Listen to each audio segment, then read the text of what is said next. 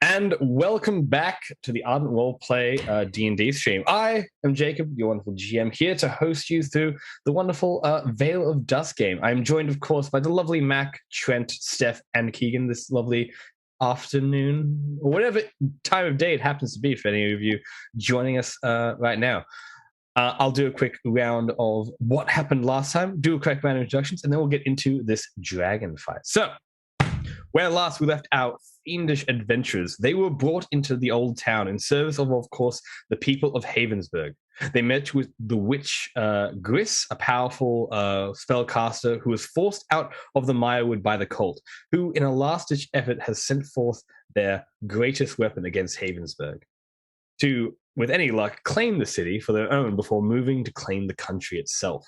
The players are now surrounded by fog and must face down the black dragon of the Mirewood. With 2 down already, the odds are not in their favor today. I'll do a quick shout out as well to, of course, Roll20 for how we kind of run the kind of game, Dungeon Fog for the cool map that we actually made, and of course the lovely Ardent Roleplay, which is of course why we're here today. If you would like to join in with the spectator code, just download the app, of course, and down the bottom left, bottom right side, once you download the app, you'll be able to see a spectator thing. You can join that. Use the spectator code that's down the bottom right of this lovely Twitch. And you can join and have a look at the AR assets as we kind of play through this game today, as well as the lovely dragon, which we'll try and get up right now. All right, let's jump into it. So we'll introduce the lovely Steph first up. Hello. I'm playing Lillian today, as per usual, and we are in a fight where I am constantly thinking where I should run off to. Thanks for catching me off guard, my lovely darling. Someone forgot to get this out of the drawer, so need those. Oh, good. All right, yeah, you get to pass on to the next person as well. You can to Mac, whoever you want, really. I mean, go to Mac then. To me? Yes. I guess I can. My name's Macaulay, and I'm playing Mog, who is a half-orc paladin. I'm currently cowering in fear on top of the roof, or at least I've shooken off this fear, and now I'm seeing the damage that this dragon has done to my friends and to this part of this town. And it doesn't look very good, and I'm up really high as well, which doesn't really help my situation any better. Mm-hmm. Yeah. Throwing it to my best friend, or Mog's best friend, Damon, who's just over there. Hello, I'm back. Hello all, Trent here. I'm playing Daemon Theomune, and he's been not paying too much attention over the last session, as people probably noticed. He's still coming to terms with all the kind of 10 cultists he murdered in cold blood without even talking to. So he's still kind of dealing with that. And to make matters worse, he's been mercilessly frightened by a massive black dragon sent by the same cultist that he mercilessly killed. So he's filled with emotions right now, but he's ready to take out this creature as he can see that it's aggressing on his friends. One of his friends being Baird, who is apparently KO'd, absolutely Batista bombed. And of you course, got a Batista bomb. Of course, Asajj. He got seismic toss like Pokemon. You know? Asajj, go ahead. So I am Keegan. I am playing Asajj, the half-orc druid. And we're not dead yet. We've still got 1 hit point left. And currently trying to solo a dragon, which is not going so well. But it's fine. We'll get there in the end. Not for long, friends. Not for long. All right, well, let's jump into it then. So I believe we're actually in initiative rounds at this particular moment, and we have at the top of our initiative, Lillian. So you are currently covered... Hold that thought, sorry, Jacob. Do you mind if I just roll initiative now? Because Daemon's not in the initiative tree. You know? Oh, yes, you're not. That's right. Yeah, right. You may do so right now, if yes. I roll now... I permit it. Wonderful, wonderful. Let me just check my my deck stat. It's okay. It's pretty good. Yeah, pretty cool. Okay, so it's... +8. Damn, +8 on initiative. Not bad. Ooh, 16 on initiative. So that throws me right after the Lillian there. Yeah. Thank you. Cool moves coming soon. Cool moves coming soon. All right. Moves coming soon. Let's do it. All right. So you're currently obscured in mist that has rolled in from the east of town, from the kind of waterways of what's a bit of a lake and the actual Maiwood itself. So you can't. The dragon is obscured, so he does have disadvantage to actually hit him at this exact moment because of the mist. Okay. How would you like to proceed? And you are a little bit of you're feared as well, so it's double disadvantage. Wow. Am I feared? I'm not sure, actually. I don't think I am. I think I've managed to be okay from that because I don't remember running. I took half damage last time because I managed to somehow dodge most of the yuckiness that took Baird out. And Asajj, really. Asajj is just too angry to die. Yep. That's how we do. So the dragon has used its breath weapon, but it will recharge after a few rounds. So you do have to be mindful of that one. So kill it now. That's a good tip. Good tip. Yeah, good tip. I'm filled with good tips, actually. I like the idea of Lillian thinking there, and then the Mufasa head comes out of Jacob. Kill it now. Kill him now. Kill it now. Yeah. So it's currently you can see the outline of it on this this building. It's probably the building where you found Gris, the witch, the alchemist shop, which has now been cleared out, and the witch has been I'm out of here. Booms away. So it's now it's the outline is kind of on the shop, and you can see it kind of this smoldering acidic breath still kind of in the mist, this kind of green fiendish hue.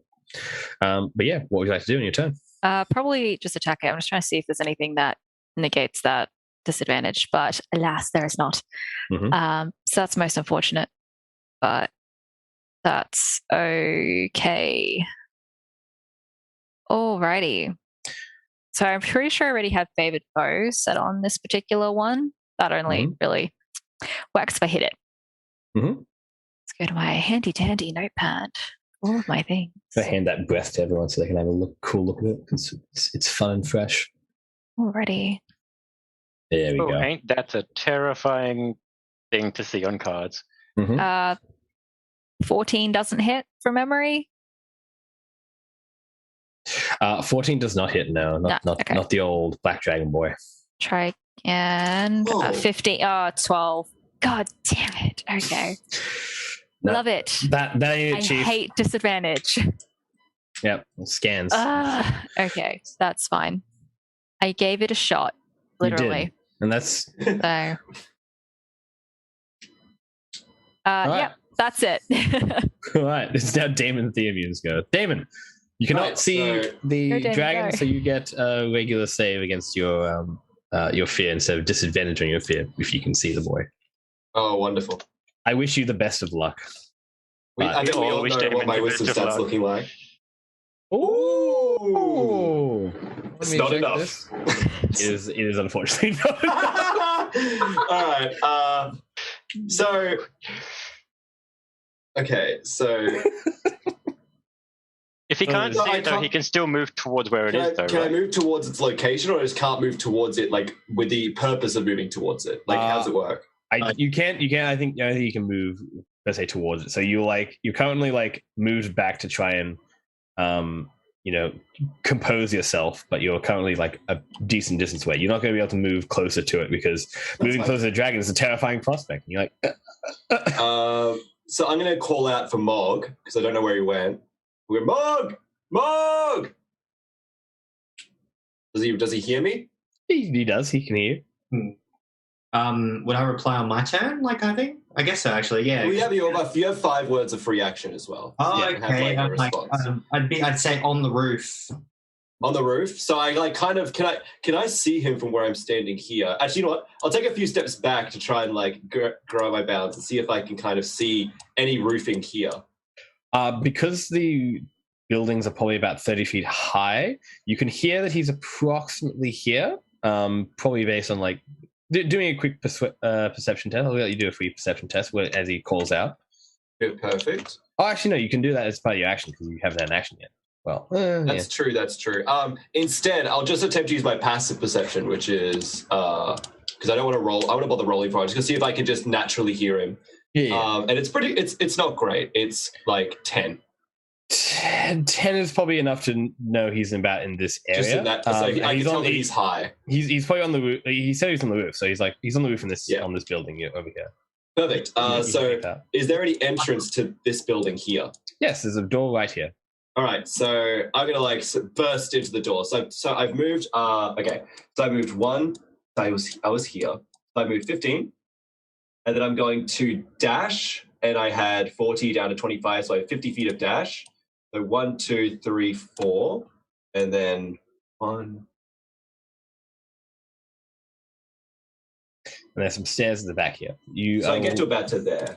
So Damon will run down to here and up to the stairs. Yep. I'll also show you what the actual inside of the house looks like. It is. It's a card. It's a card. Yes, it is. A hideout card, in fact. So you get the approach right here from the hideout card. I'll let you kind of have a look at that. And then I'll also give you the view of what it looks like inside on the ground floor. Nice. Oh, it's a cute little shed. Oh, look at him. Wait, is this guy just chilling in here? Yeah, there's a guy in here. He looks like he's terrified as well. I have to save my friends, and then I'm going to put my hand out towards him to try and calm him down by screaming at him. He does not question an adventurer busting through his house with what sounds like a dragon outside. He's like, he's not made of stone, though. Let's see how much stone this man is actually made of. We'll do a quick roll, actually. He poops his pants. 20. From pure fear. He sees me burst through the door and the fog sweeps in behind me. He is not a brave man. He's like, he's cowering inside his house, being like, I don't want to die. But yeah, no, you managed to go inside and there's a staircase that leads up to the second level. Perfect. Well, I have used I think I've used all my stuff for this turn, so I'm just going to pass there. No, right, sounds good. All right, it's now Mog's go. Mog, you're on the roof. You can see the outline of the dragon up ahead of you. Yeah. Generally, there's not really cash money time. So, I'm going to move to this corner so I can see Lillian. How far away are you? Let me just You see the perfect. see the vague outline of Lillian over here. Wait, out of Lillian and Azash, who has lost the most health? Like, who looks the most damage? You'll not be able to tell through this mist. Okay. You can get an idea, maybe, but you'd need a perception test, and obviously with disadvantage. But I can still see them. You can still see the outlines of like your companions over here. Yeah. Okay. Well, I think I can see Azash like hovering over bed.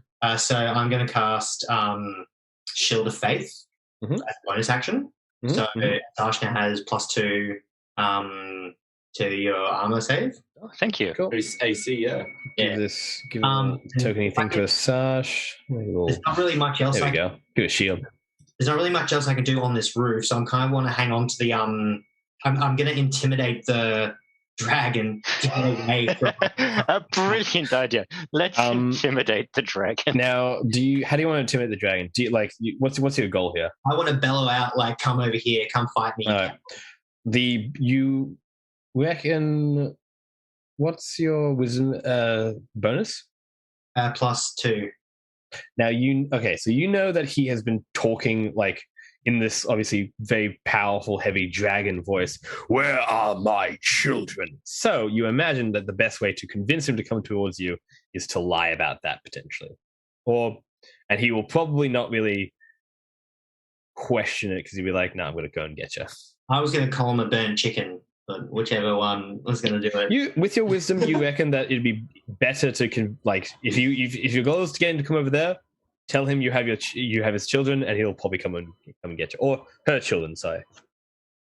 Okay. Well, then I want to raise my maul up and be like, "Come over here if you want to know what happened to your children, you coward burnt chicken." You hear this.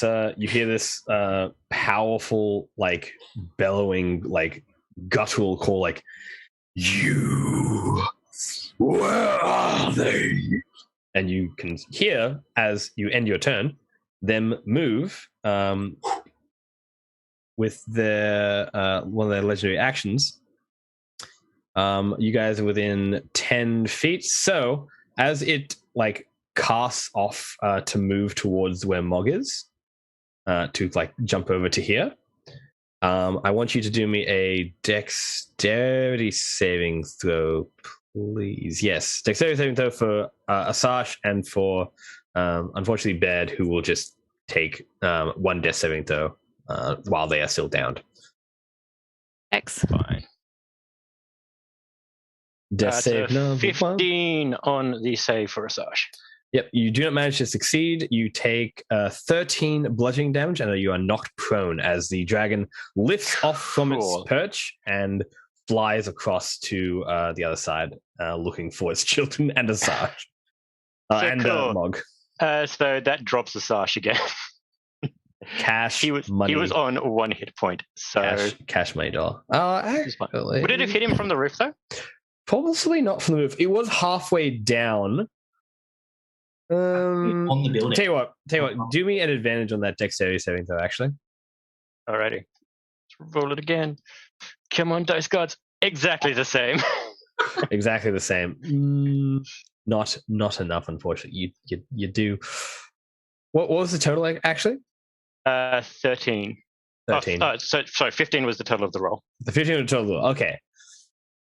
I'll say that it does not, because it is technically further than 10 feet away, because it will be Pythagoras theorem.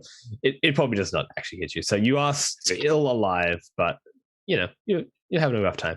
And Mog, good news. You have a dragon on the roof with you. That's fun for you, right? Exactly what I wanted. Away from my friends. And Azash. This is fine. This is great and fine. Baird is still down and looks like they're in a lot of trouble, right? Yeah, you can actually see them because you're 5 feet next exactly. to them. Cool. You get a good assessment of their blood candies. They're not doing so well. Not the cash money time you want. No, Azash will look down at them and say very quickly, "Not today, my friend," and I'm going to use one of my Balm of the Summer Court die as a bonus action. So they get to heal 1d6 as a bonus action, which is 5. So they get 5 hit points and 1 temporary hit point. Cool. They managed to bounce back up. They ain't dead yet. Ain't dead yet. I think what I'll mostly do with bed is they're going to throw their healing word / heals to people. That sounds helpful. Speaking of which, it is now bed's go. That was a bonus action. So that was a actual action. That was a bonus action. Yeah. What do you want to do with the action then? Sneaky bonus actions. So for my bonus action, we're casting a nasty spell. Oh. So Asash will. You just cast a spell though. What was the first? It's an ability. It's a bonus action. It's a racial feat. Very tight. Oh, sorry, right. It's a class feat rather. As you were. Yeah. It's not a leveled spell, so I still have that available. So Asash will basically stick his hand into the mist and chant in Druidic. Swirl his hand around, throw his hand towards the dragon on the roof because that is still within 60 feet. So we are going to cast Conjure Animal, and we are conjuring a giant constrictor snake. Well, and I've got just the constrictor snake for us. You can have a look at this beautiful little snake. This beautiful snake is provided for us by the 2-minute dungeon, by the way. They are a free resource which has incredible and lovely little tokens that you can utilize. You're going to have a giant, and it goes onto the dragon. So he summons it roughly. I can summon it to a point within 60 feet, so it'll probably come into existence, curling out of the foam somewhere around here. By Pythagoras' theorem, that should be fine. Gotta love that Pythag. Oh, you like the Pythag. All right. And then Pythag for the Python. Pythagoras theorem. And a huge constrictor snake appears on top, just above the dragon, and falls down and starts to wrap around them, I take it? Well, it rolls its own initiative, and then it will get to do things on its own turn. So do you want me to roll its initiative, or would you like to? Yes, please. Right. Stat block for it. Initiative is add a turn. Little snake. That's a 16 on its initiative. Okay, 16. Sounds good. All right. Then it is Bed's go after that. Bed is awake, looks to you, and is like, It's definitely hashtag stressed, not hashtag blessed. And casts a, I believe they have a, what's the healing one that's called? It's the generic one. I only use Cure Wounds? Yeah, Cure Wounds, that's the one. I believe they have Cure Wounds. And so they're going to do a Cure Wounds at you, I believe. 2d8 plus the spellcasting modifier, which I believe is 4. Cool. So you take 10 points of healing. No, you receive 10 points of healing. A take. And they are going to get up and retreat just a little bit over to here inside the doorway. That's a very fair call. Yep, they'll try to be supportive as they can. At the end of their turn, the dragon, seeing this giant snake on them now, is like, is going to probably do. It's probably going to grapple a little bit, but he's going to do a tail attack against the lovely Mog, because he has the children, and that's what needs to happen, really.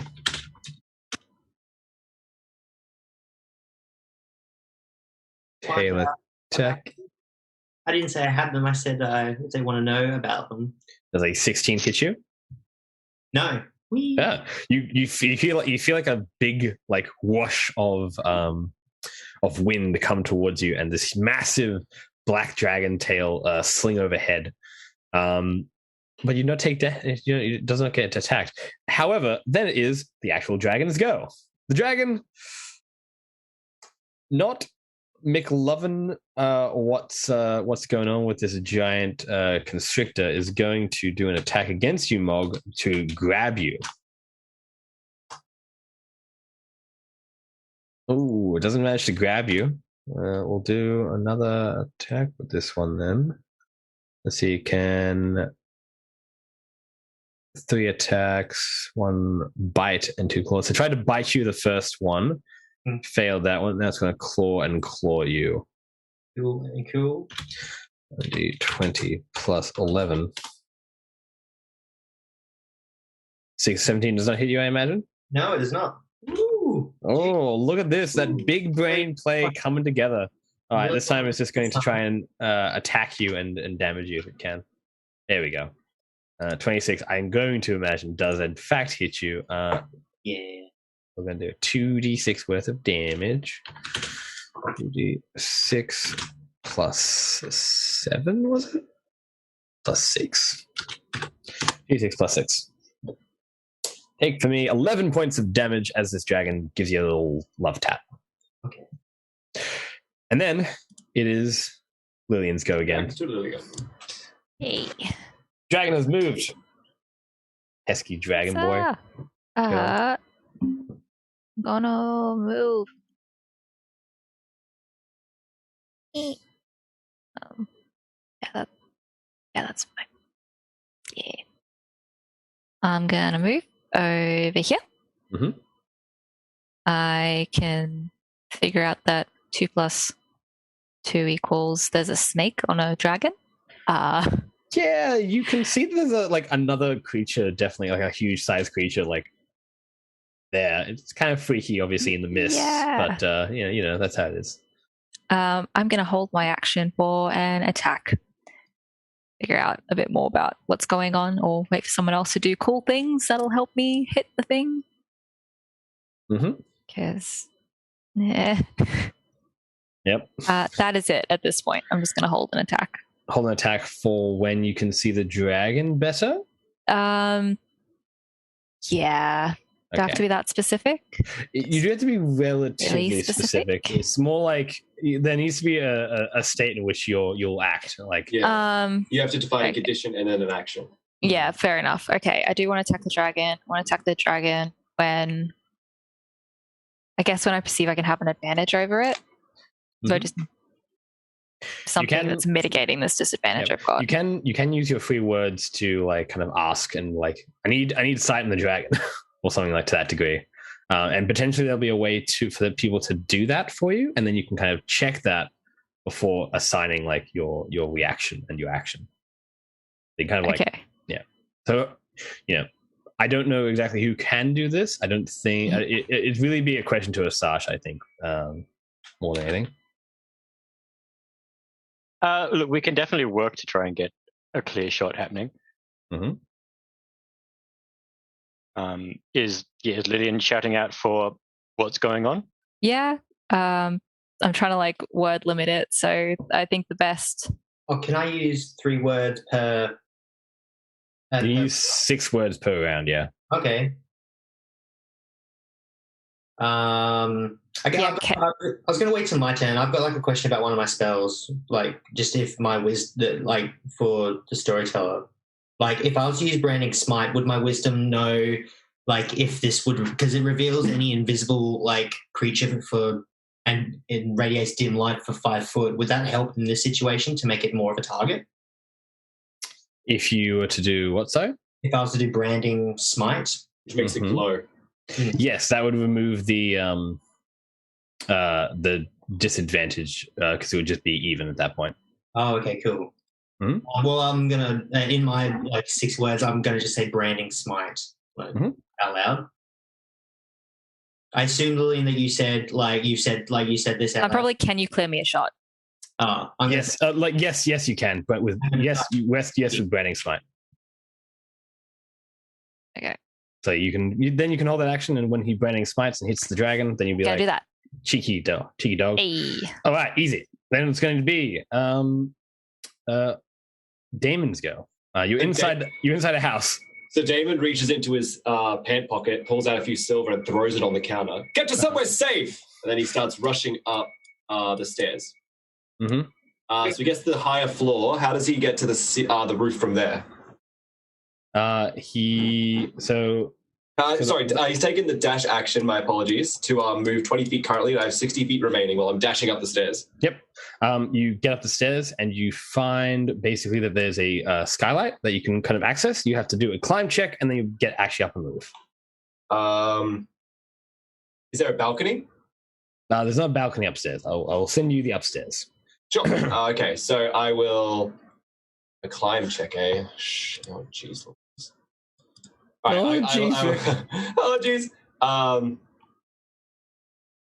On the cargo card, you can kind of have a look. Ooh, the cargo card, eh? The cargo card. The cargo, bling, bling. Yes, and for anyone playing at home, you can also look at the cargo card. You the cargo card. Lovely spectator code, the cargo. And see what Damon sees. See what Damon sees from your own home. Do we need to Photoshop just a very thin visor slit over the card display for Damon's point of view? What do you see, Damon? Everything. I see very little. Only 10% of the entire world. This little visor slit. This guy doesn't know what to do with his space. You know what I'm saying? Not much feng shui in this house. No, not much feng shui. So he's a simple man. Is the skylight above that coffee table? It is. Can I use an athletics check as opposed to a climb check to try and jump up onto the table and jump and grab it? I mean, athletics is climb, but if you mean acrobatics, then yes. No, I meant athletics. Never mind. Okay. That's climb. Athletics is climb, hilariously enough. Oh, all right. Well, who knew? Jesus, then. Oh, all right. I know, by the way, I know this modifier looks really weird. I believe in you. 14? 14 will succeed. You will be able to get onto the roof, yeah. So it's saved by the modifier. The modifier, dude. Wow. All right, so I climb up and I get up onto the roof. Okay. I'll say that costs me to get to the center and then back up 1, 2, 3, 4. So 24 feet of movement to get over to him. So I run up onto the roof, and now all I see, because I don't remember Asash summoning a giant constrictor snake next to Damon before. Is this a new thing he's doing? This is the first time anyone's seen Asash pull this kind of nonsense. Do me your frightened check as well, actually. Now that I've climbed up and I see it, I should probably do a frightened check. Yeah, you will get negative. You get neutral, so you'll be able to possibly do it. We will see. Oh, come on! No. All right. All right. You see it, and you just kind of freeze. You're like, this is a terrible idea. Basically, I look at this thing, and from my perspective, it's like a hydra, and it's now grown a second head. Damon screams and runs in the opposite direction. How high was this building? Oh, no. 30 feet. How much? Do you want to work out 30 feet of bludgeoning while Damon loses his grip and falls off the building? I'll say what you actually do is you just jump back straight down into the house. No. No. Damon's not going to jump back into the house because he's just seen this two-headed now dragon. So he's not even looking where he's going. He can't see much. Oh yeah. No, I get you. Looking where he's going. He's trying to get away from it as soon as possible. So it's okay. He's fine, but he wants to take some damage. So I'll fall and win myself on the floor. Cool. You'll take 3d6 because it's above 10 feet. No. Yes. 2d6. Yes, 2d6. 2d6. Right. You'll take 8 damage as you fall and smack yourself onto the pavement below. Damon's on death saving throws. Oh, well. Oh, shit. Just kidding. Jesus. Got him, boys. Damn. I think you've actually been hit the entire combat, so that's fine. You've almost broken Steph. She's not ready for this. Calm down. All right, that's Damon's freaking turn. All right, that'll have to do. It was so epic, Lordy. It was so epic. It was going to be so good, and then the natural very cinematic. All right, then it's big old snaky boys go. Big old snaky boy's turn. So the snaky boy gets instructions from Asash. So using my 3 words, shouting in Druidic, it's just going to be bind it, hold it still, and it's going to try and constrict the giant dragon, as one does. Give it a go. Give it a red hot go. Does a 21 hit? It does. Oh, yes. Yay! So it takes 2d8 plus 4. Oh my god! Damage. Oh, bludgeoning damage. This poor dragon. How's it going to live? 8 plus. It's not. That's the idea. And it doesn't get disadvantage because it's within 5 feet of the dragon. Yeah. So 2d8. Well, this is it's a standard attack. So yeah. I don't know if it gets disadvantage. Does it get disadvantage? It does not. It does not. It's within 5 feet of the dragon. It can see the dragon relatively fine. Yeah. Any ranged attacks or spell attacks, they have disadvantage to hit it because it's obscured by mist. But if you're within 5 feet, you can see the object, the thing. Relatively cool. So it's 2d8 plus 4. So it's 15. Ooh.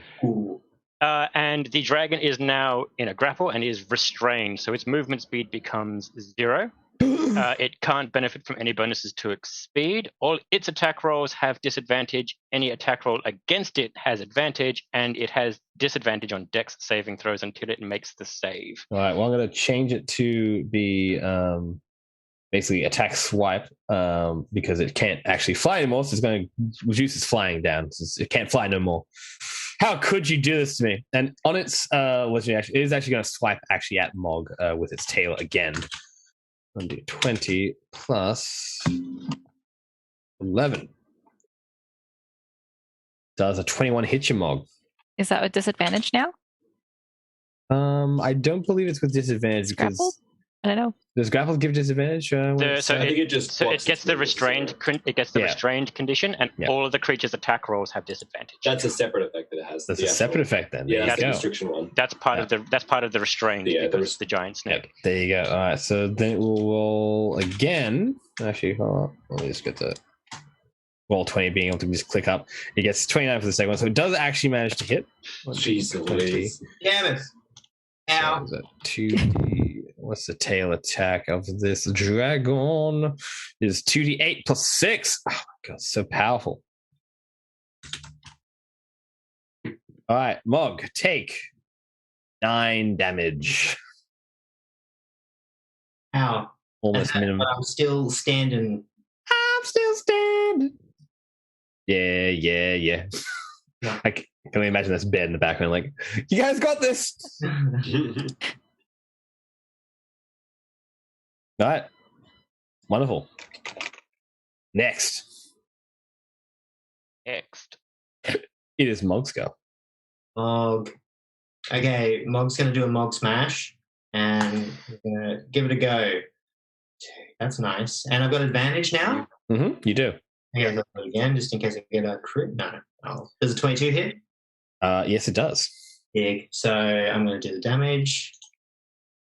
14 damage. And as a bonus action, I'm going to do Branding Smite. All right. Just find it. Here it is. I just click on it and do it. How much damage did the snake do again? The snake did 15 bludgeoning. The dragon is not looking that cash money, you know? So 5 extra radiant damage, and it's now the next time hit it, which now triggers, of course, Lillian's action. Yes. Am I on advantage now as well? Because you only have base. You're not at disadvantage because the fog is still around. But you can see like the dragon kind of glow a little bit. So but am I advantage because it's constricted? No. Advantage and disadvantage like only will cancel each other out. You don't get like double advantage and then it becomes advantage. I didn't think I had double advantage. I thought it just like went to center and then it might have moved that way. No, it can't move. Once you hit once you hit a flat roll, that's it. You can have like 8 stacks of advantage and 1 disadvantage and still have a flat roll. It's kind of lame. Okay, that's all good. Thank you. Let's try that again then. Though I am concerned that you might kill my dragon. Don't kill my dragon. I want to kill. Oh yeah. Let's see how much damage this is. It's quite possible you might kill this dragon. It is looking pretty rough. So obviously the branding smite like lands straight on its maul. Its jaw kind of descends a little bit, and obviously, for those who may have like seen last time, it like did seem relatively like undead. Like it actually wasn't actually per se alive. This was bad being able to see this. So it's like jaw has like knocked kind of like slightly to the side, and Mog can kind of see this happen. And do me your damage, Lillian. Okay. It's glowing constricted by a snake. I can't remember how to do this again. It's just 2d8 now? So it's whatever dice you would roll for the weapon, you double that amount of dice. Okay. That's what it is. Kill. All right. And then I have the other thing on it. So 15 for the first one. So what was the D6 for? That is, what should I call it? Favored foe. Favored foe? You add that as well. That gets critted. That gets critted. That stacks on. Sorry? One more Roll D6. another D6. One more D6 because that's because- I didn't know that one also stacks. So. Isn't it cool? it's really good. Critting is really good in this game. You're like, oh yeah, Crit all your dice rolls, like every modifier crits. So 18 now? 18 damage. 18 for the first one? Yeah, 18 for the first one. It's on death's door. Come on. Alrighty, let's do it. go again. I've also got one more hit as well. You do. 23? That's a hit. Okay. Jeez Louise. It's like a combination like wolf and owl or something like that. Like a Another 10. Another 10 damage? Yep. 10 damage, you say? Yep. All right. So I'm going to say that Mog, you also do your attack as well. 16, but I've got advantage, so 22. 22. Yep. So 8. Yep. So both Lillian and Mog bring down their hammer and bow against this black dragon, and as it gets knocked like on the side of the head and then like stuck with 2 arrows in its eye, it calls out this bellowing like no, and falls down onto the ground and then onto the street below, still wrapped around the coiling constrictor as it dies. Congratulations, team. We did it, team. You killed the black dragon, the demon of Havensburg. And none of us died. Yep. So close, though. Ooh. But, Foiled. it would have definitely flown up and flown away if you hadn't put that constrictor down. Giant but snaky boy. Giant snaky boy. And yeah, that is the combat over. Congratulations. Since combat's over, can I run over to Damon? Because Damon currently unconscious. Is he? I'm winded really badly. I'm just like lying. Oh, you're not unconscious? I thought you were unconscious. I definitely look unconscious. I thought you were on death saves. Yeah. No, I was kidding, guys. I took 8 damage from 76. I was so worried. sorry. I was just kidding. Sorry. He just passes I was like, from 8 life. damage. I was like, I swear, I didn't think you'd taken that much damage like the last few sessions. It's like, okay. I saw you didn't get hit in the last fight at all. He died from embarrassment. That's what happened. Damon is just lying there on his back after he fell off 3 stories. Just lying there. I feel like it's like dead. I think like face down. You like face planted into the stone. I broke my face. Damon just took like 80 embarrassment damage and died. No. All that psychic damage is going to stack up. Again. And Bear missed it. I can't believe that. Bear will never let him live it down. Yep. The victorious Mog like stands on the rooftop, looking down at the dead dragon below as its black blood spews out onto the pavement below. You're like, you did it, team. I'm so proud of you. Damon did it. Mm-hmm. Yeah. I'm so glad that worked.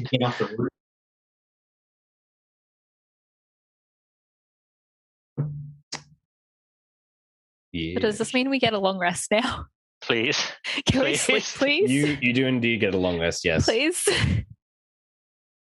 Who looks like the worst? Like, who looks the most damaged aside from Damon? I know Damon's just laying on the ground. It'd be a Sash and Baird, yeah? Asash is probably not looking too cash money. Baird is probably looking worse. Baird. I'm only on half health, so. But it's also better than what Baird and Asash are doing, I think. Yeah, true. I look positively flourished in comparison. Mog's definitely going to be like coming down from the stairs. Like, is everyone all right? Like, this was a pretty big deal. We're all nearly died. Can we just group hug? Group hug? Like group hug. Damon's on his back, puts one hand up. Okay. Drags him to a group hug. Can we check out this dragon? Yeah, you can. Yeah, you can have a look. Yeah. Asash will call the snake off, call it over to him, just like one hand on this giant snake, anchor it in Druidic, and then dismiss the spell. So it will just dissipate back into mist. Cool. Mog was definitely like scared as shit of that snake. Like, what the hell is this other thing? I forgot about this other dragon that was on top of this dragon. All right. Yeah, you start examining the actual black dragon as it like remains like corpulent below you.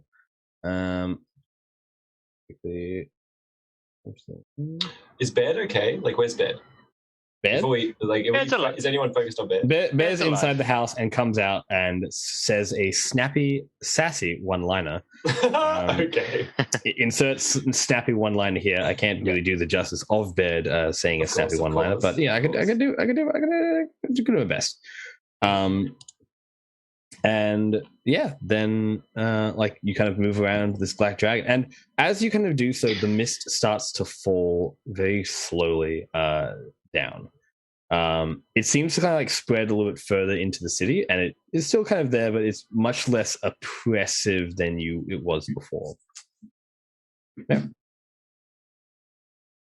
Can I investigate it? Like, can I see if there's anything on its body that like would have, like, it's clearly undead, so I want to see if there's anything that maybe it consumed, or if anything's like on it, like that could have caused it to be like this. That could have like triggered it into this state and to attack this town, because this town's never been attacked by dragons so far as I remember. All right. Well, you can do a little bit of a check for that one, because there is actually some stuff on this this dragon. So do me a investigation check, because you're kind of investigating obviously the corpse as it lies here. Mog's like, investigation is just prodding it with the end of his maul.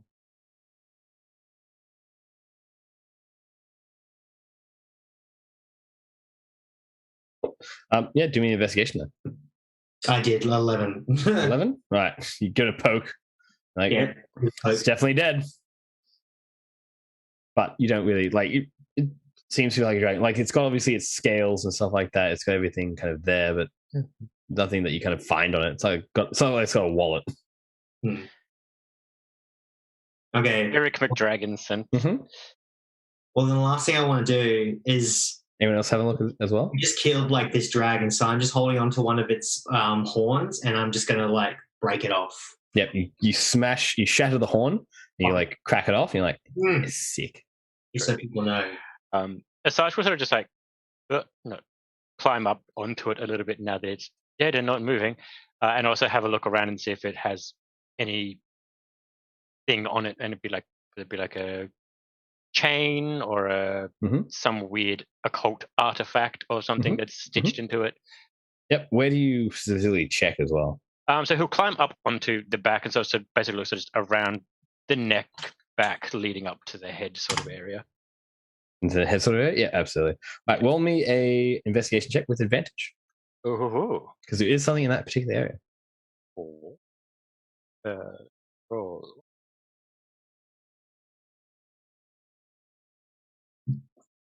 First one is a 3. Second one is a 17. 17. All right, lovely. I will send you this one. Hopefully that does work. It might be a bit funky there, but we'll see how it goes. Did you get that? Have a look.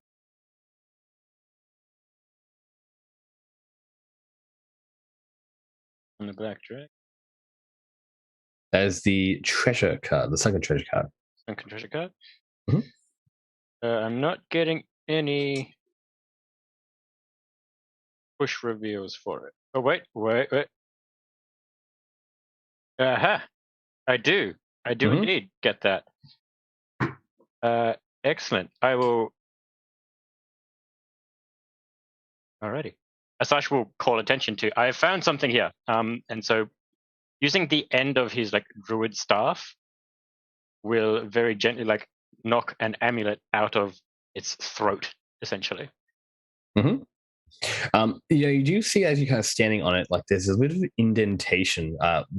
The flesh below it is not as hard as you would expect. And yeah, strangely enough, it kind of feels a bit squishy and soft. Yeah.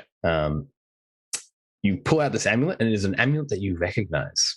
It is an amulet of the Cult of Goldoa. You have possessed one of the. You actually are in possession of one of these before. It's like this beautiful kind of like green emerald gem with can glow quite brightly with a purple hue. And yeah, you pull this out of the creature, and it seems to release something. And as you do this, the dragon starts to decay quite rapidly. Mm-hmm. And because you're standing on it, you start to like sink a bit. I will very quickly just jump off that dragon. Yep. No, thank you. Yep, and it like ages quite quickly. Yeah. All right. So yeah, it's in seeing like Azash handle this. Mog's definitely like crutching his like mold more, being like, "Oh, you can keep that. They're not good. They're not good. Not good voodoo amulets." would not recommend. So as you guys kind of like are looking around like at this place, you see an individual. Oh, can I ask a quick question? Yes, you can. Since it is undead and it's decomposing quickly, can I use survival to try and figure out, like, when it stops its rapid decomposition, what stage of decomposition it's at? Like how long it's actually been dead? Yep. Roll me a survival check.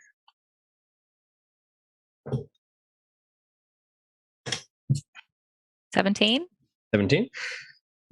You kind of look at this, and because you obviously have like seen decay before, you suspect it's been dead for quite some time. Now, with dragons dying, they tend to kind of decay a little bit slower just because of their hardened skin, because they're not as water based as some are. Like they don't have like their blood's a little bit thicker than most, so it doesn't actually like putrefy as quickly because of the hardened skin, all that kind of stuff. But you would suspect with that roll, it has been dead for approximately 5 years at this point. It has been killed at some point, probably in like the future, like the past. But yeah, that's at least your assessment as you kind of look at it.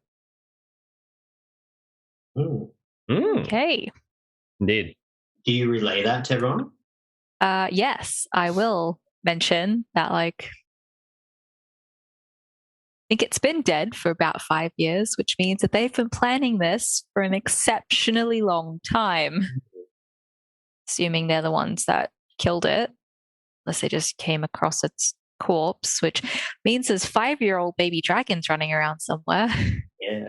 Oh, right. That makes sense. This is. I don't know how quickly dragons grow. Not very quickly. Yeah. Baby dragons are like they could be close to wormlings, but they're more likely to be like hatchlings more at this point, given that time frame. The dragon came from the marshes as well.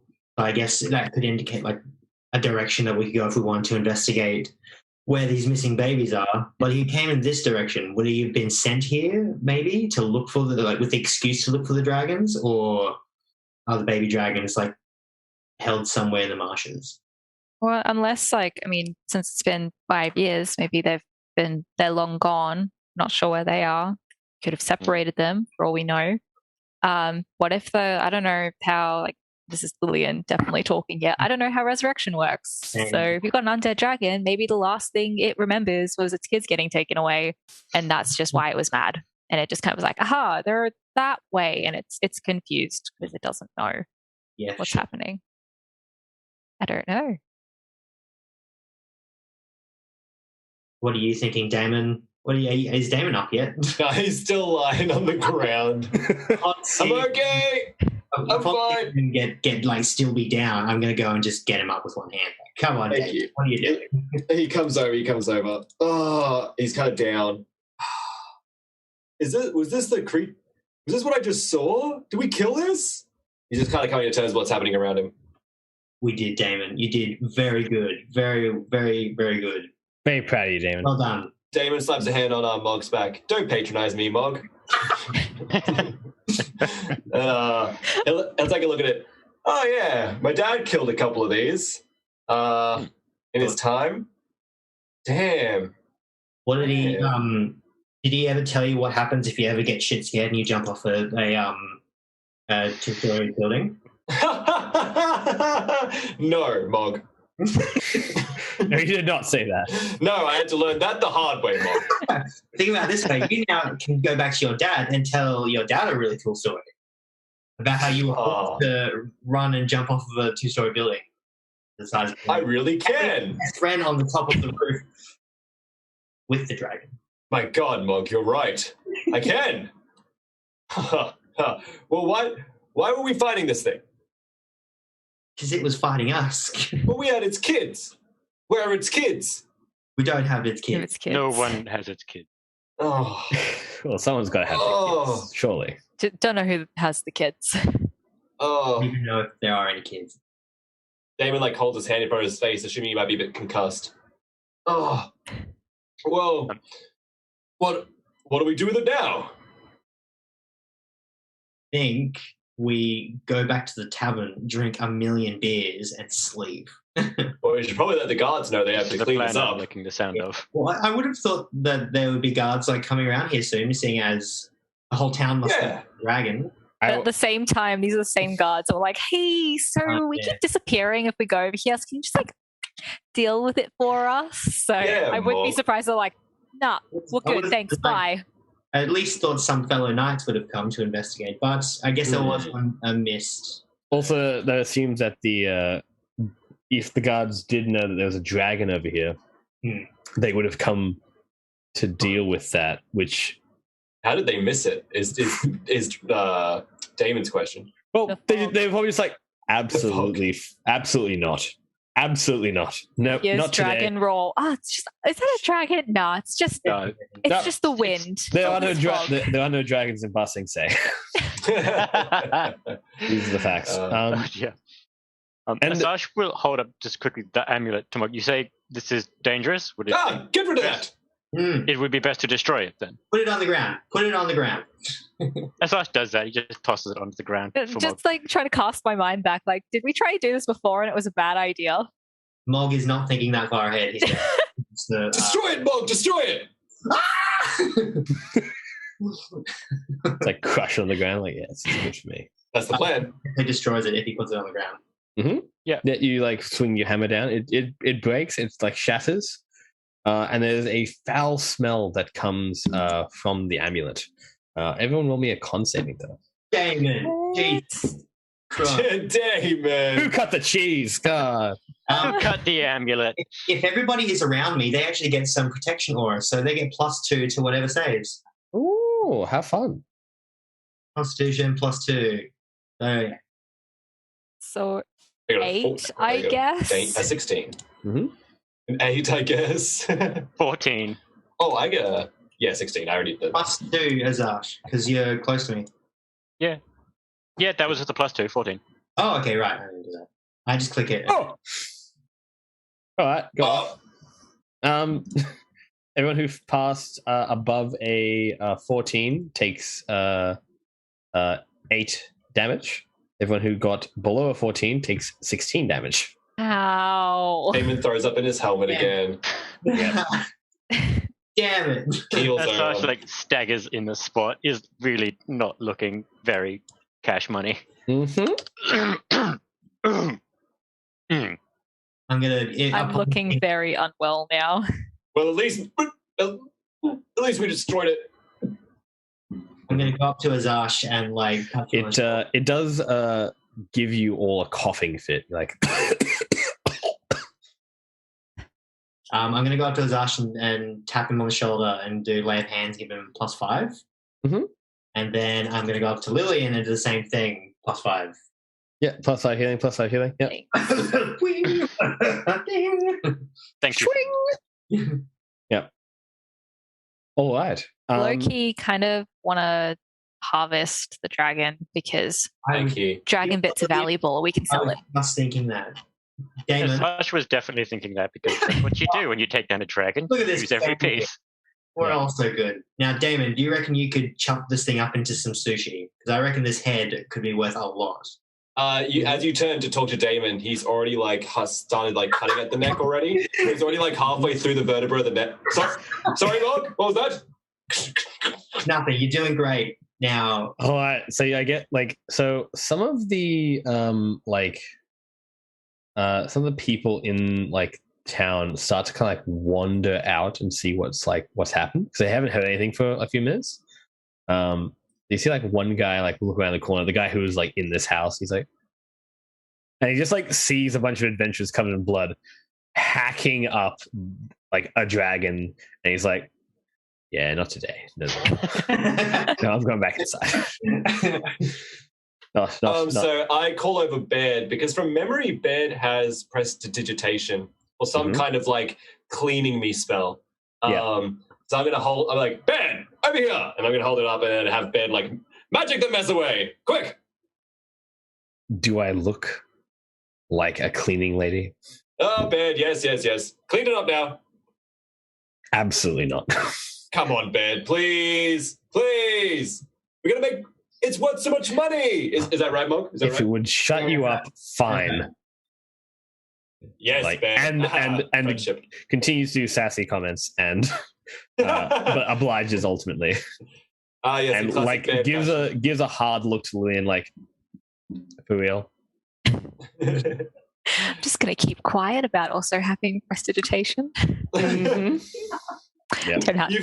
You've used it on yourself already. You're yeah. Mm-hmm. Yeah, I do a bucket of water. I don't want bucket of water. Yeah, totally. Yeah. There's barrels of water all over the place. Yeah. Just seeming not so fussed at being covered in gore. Just takes a little hand axe off his belt, very meticulously, salvaging little bits and pieces. Definitely, some of your armor is possibly acid burned at this point. Damon definitely needs some new armor anyway, so his armor's all messed. Was that to Asash or was that to? That's to Asash, yeah, because you got acid burned. He did. He will look down at his armor, just mending cantrip. I'll check if Bed does not have mending, so they're it's all right. Asash does. Oh, yeah, this is good. All right, you basically will spend some time harvesting this dragon. So who would like to do the lead for the harvesting the dragon roll? It's going to be a survival or yes, survival. Yes, survival. Yeah, it helped. Asash would definitely take. So someone can lead and someone can support. But I'll do one roll for all of you guys working together. I imagine it's gonna be Lillian and Asash kind of doing it. Yeah, I'm on a +6 for survival, so same. Cool. Yeah. Cheeky. Well, All I'll right. just do the help action then in that case. Yep. You guys can roll with advantage. Just choose which one you want. Lillian, maybe Asash. I've been doing some rolls. Asash, go for it. Alrighty. We haven't seen your awesome skills yet. At least in survival. Definitely saw the watching intensely. So that's, 17 plus 6, that's a 23. 23, nice. You managed to. So what things of this dragon do you want? Because you've got. Well, you said it's putrefying pretty quickly, yeah. So I'm assuming the thing that's mostly going to be left is going to be bone. It putrefied to a particular degree, but the scales are still there. The scales for the dragon are much like hair for a human. They actually last a very long time and don't really decay. Yeah. If there's anything that Mog is excited for chanting in the background, is he's just holding on to the head, being the skull, let's get the skull. And he's just with the horn being trying to... Damon's grabbed the head and he's got it with both hands. Look, Mog, I'm not so scary. Oh, no. Sash just kind of quietly shake his head. But yeah, so we'll be harvesting scales, claws, teeth. Just low key, just desecrating the corpse of a sentient creature. It's fine. This is just adventuring. This is why I didn't want to do it, but then at the same time, it doesn't need it. If not now, when? If we don't do it, someone else will. Oh, for sure. Sorry to say, but for sure. This world is this dark fantasy world. This dark fantasy world is what if I did have? And honestly, it would be dishonorable to the memory of this creature to let its remains go to waste and be eaten by rats. Mm-hmm. And we need to show Or have people kill each other over it, because I feel like people would kill each other over this. Well, look, the financial situation of most people in town it may not be the best. Yeah, with the entire plague being kind of there all the time. Sorry, Mac, you were saying something? Like Mog's just gonna be like, we also need to show the town that we did this, because like this nearly killed us. Mm-hmm. And we're that sweet prestige. We're vanquished evil, and we need to be proud of it. I'm still holding the head, like waiting for it to come off. Mm-hmm. Yep. So you get the. I'll say everything above a 10 is something you can get. So you get the head, get the horns. Yes, you want to cut the horns from the head. I've still got like the tip of one of the horns. Mm-hmm.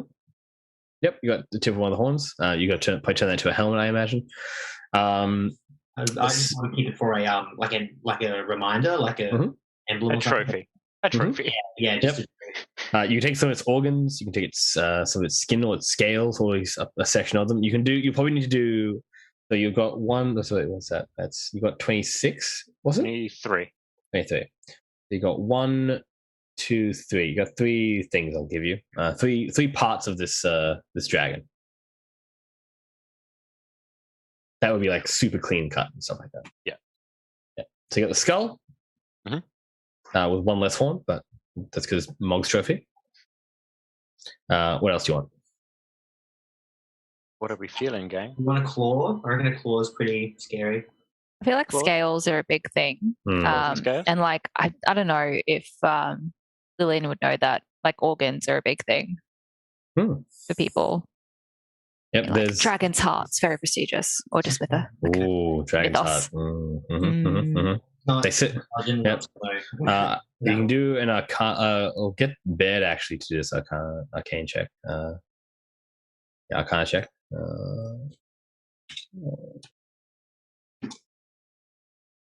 It's one of the dice plus 8.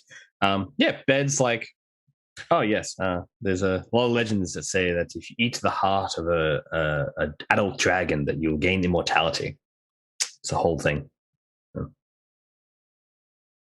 At least that's a legend. So I don't know how legit it is. I haven't ever eaten a dragon's heart, so I wouldn't know. I wouldn't have met anyone who does eat dragon hearts, really. But apparently, it gains its power. If you want to lead on by example, Baird, there's immortality. I think I'll pass on rotten dragon heart. Thanks. You're already pretty immortal, though, so. Just shrugs. Insert sassy one line. Mog! Mog, you're so mean. Why are you so mean today, Mog? Oh, I can't believe it. It's got really stressed out by the black dragon. Yeah. No. Dragon attack, slightly stressful event. A little bit on the edge, okay? I feel like I'm being very nice. So we got all these. So do we want the organ? So we want to get the heart? Like if Lillian or anyone can convince Mog, Mog doesn't even do thinking of anything on the inside of the dragon. Damo definitely is averse to the idea. He does not like the idea of eating the heart of the dragon. Of going anywhere near the organs. It's pretty putrid.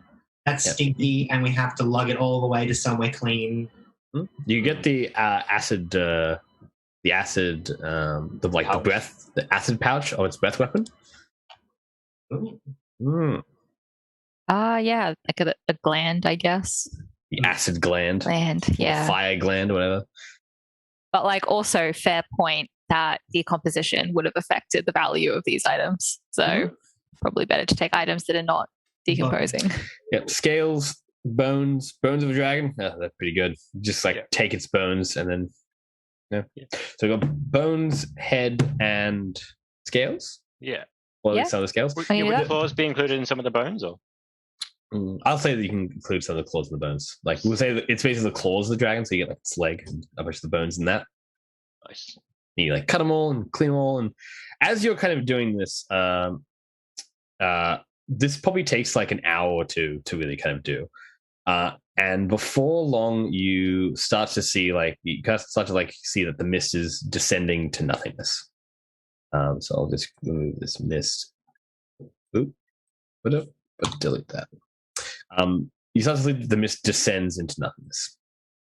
As you do so, you see that there are people kind of starting to gather around you. And how long does the snake last for, by the way, Asash? Oh, Asash dismissed that once combat was... Cool. Love it. He did the whole, hand on the forehead thing, said thank you, and let it drop concentration, so it just faded away with the mist. Goodbye, Snakeu. Thank you for saving our asses. Asses. You did say those asses. Yeah, correct. So yeah, you do see some people start to kind of gather up a little bit, and you do see a familiar figure walking down the street. It's your good pal Gaston. Of course it is. Of course it is.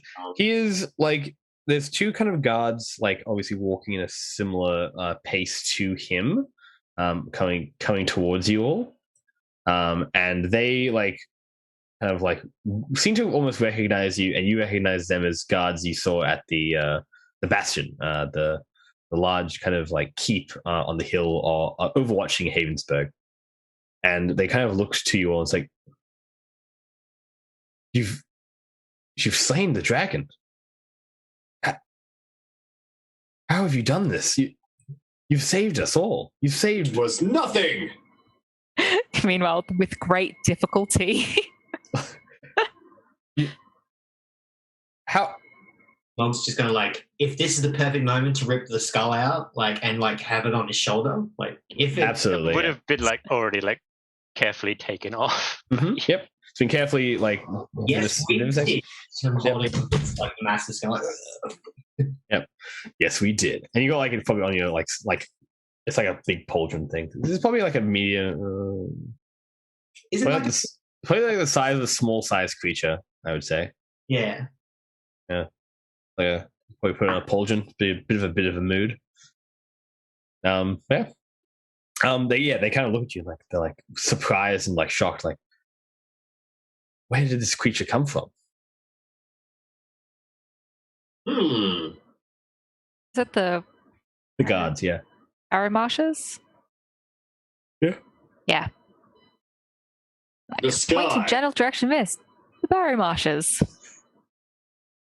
The Barrow Marshes. Looks like you have cultist problems in the marshes. They're you mean from before? Yep. From Graham and Cassilith? Yeah. Graham and Uther? Loading wheel. Yes. I thought they had already been killed by you, of course. Can be different groups, potentially. It wasn't just the one. There isn't just the one. Oh no. We will get someone to. We need to go inform the Duke, and they head off. The dragon is dead. The dragon is dead, and they call out to the city, and the city starts to buzz with this kind of life again, and it starts to speak, and you can kind of hear people kind of coming out of their houses to examine the windows starting to open as they look outside as the mist descends down. And Gaston, bold as brass as he is, kind of comes up and looks at the dragon, gives a little bit of a kick. It's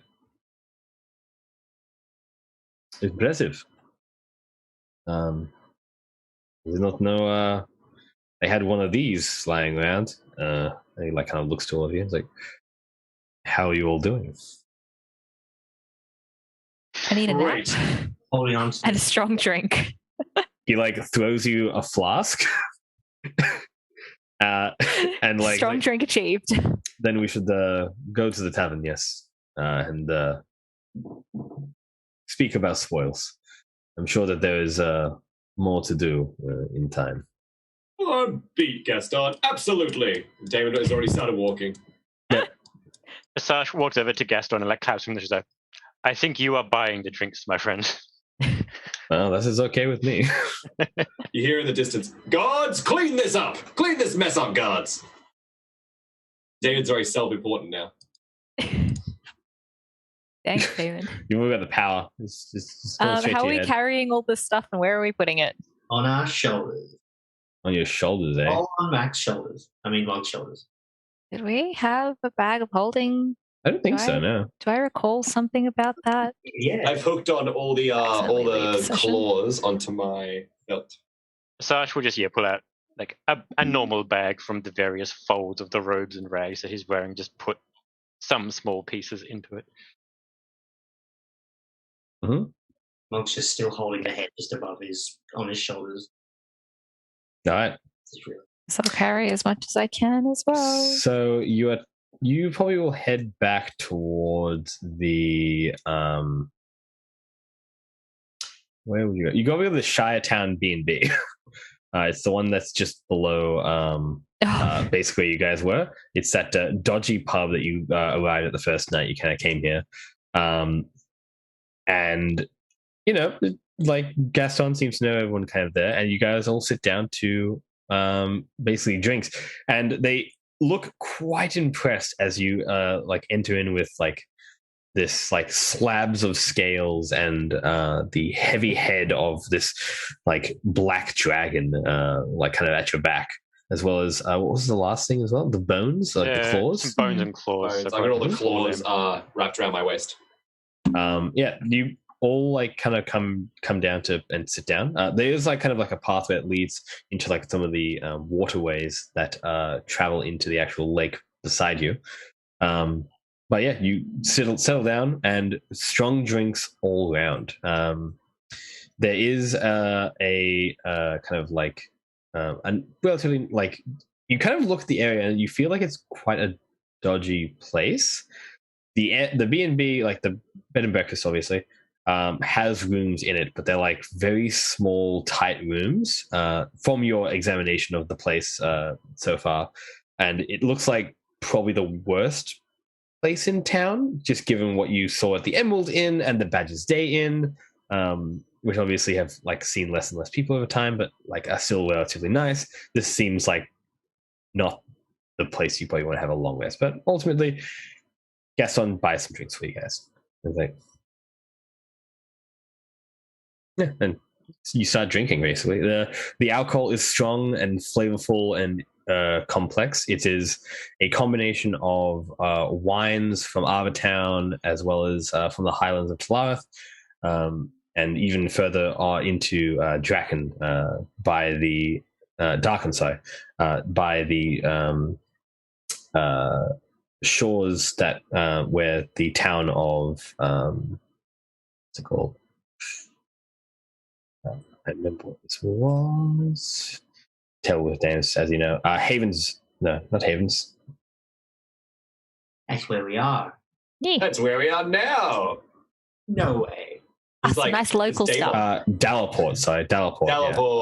Dallaport, yeah. So in Saraton, there's obviously some nice wines as well. So the alcohol is much better than the actual place seems to be, but yeah. Moggy's just like unapologetically just going to the biggest table that he can that can fit the whole team, and he's just like throwing this very large dragon head just on top of the table just to bang. Mm-hmm. And yeah, it's going to be like drinks, victory, dragon killing drinks, and then like I assume that's when I would have gotten like something. Yep, this is when the party gets sauced as hell. Gets saucy. The kind of definitely.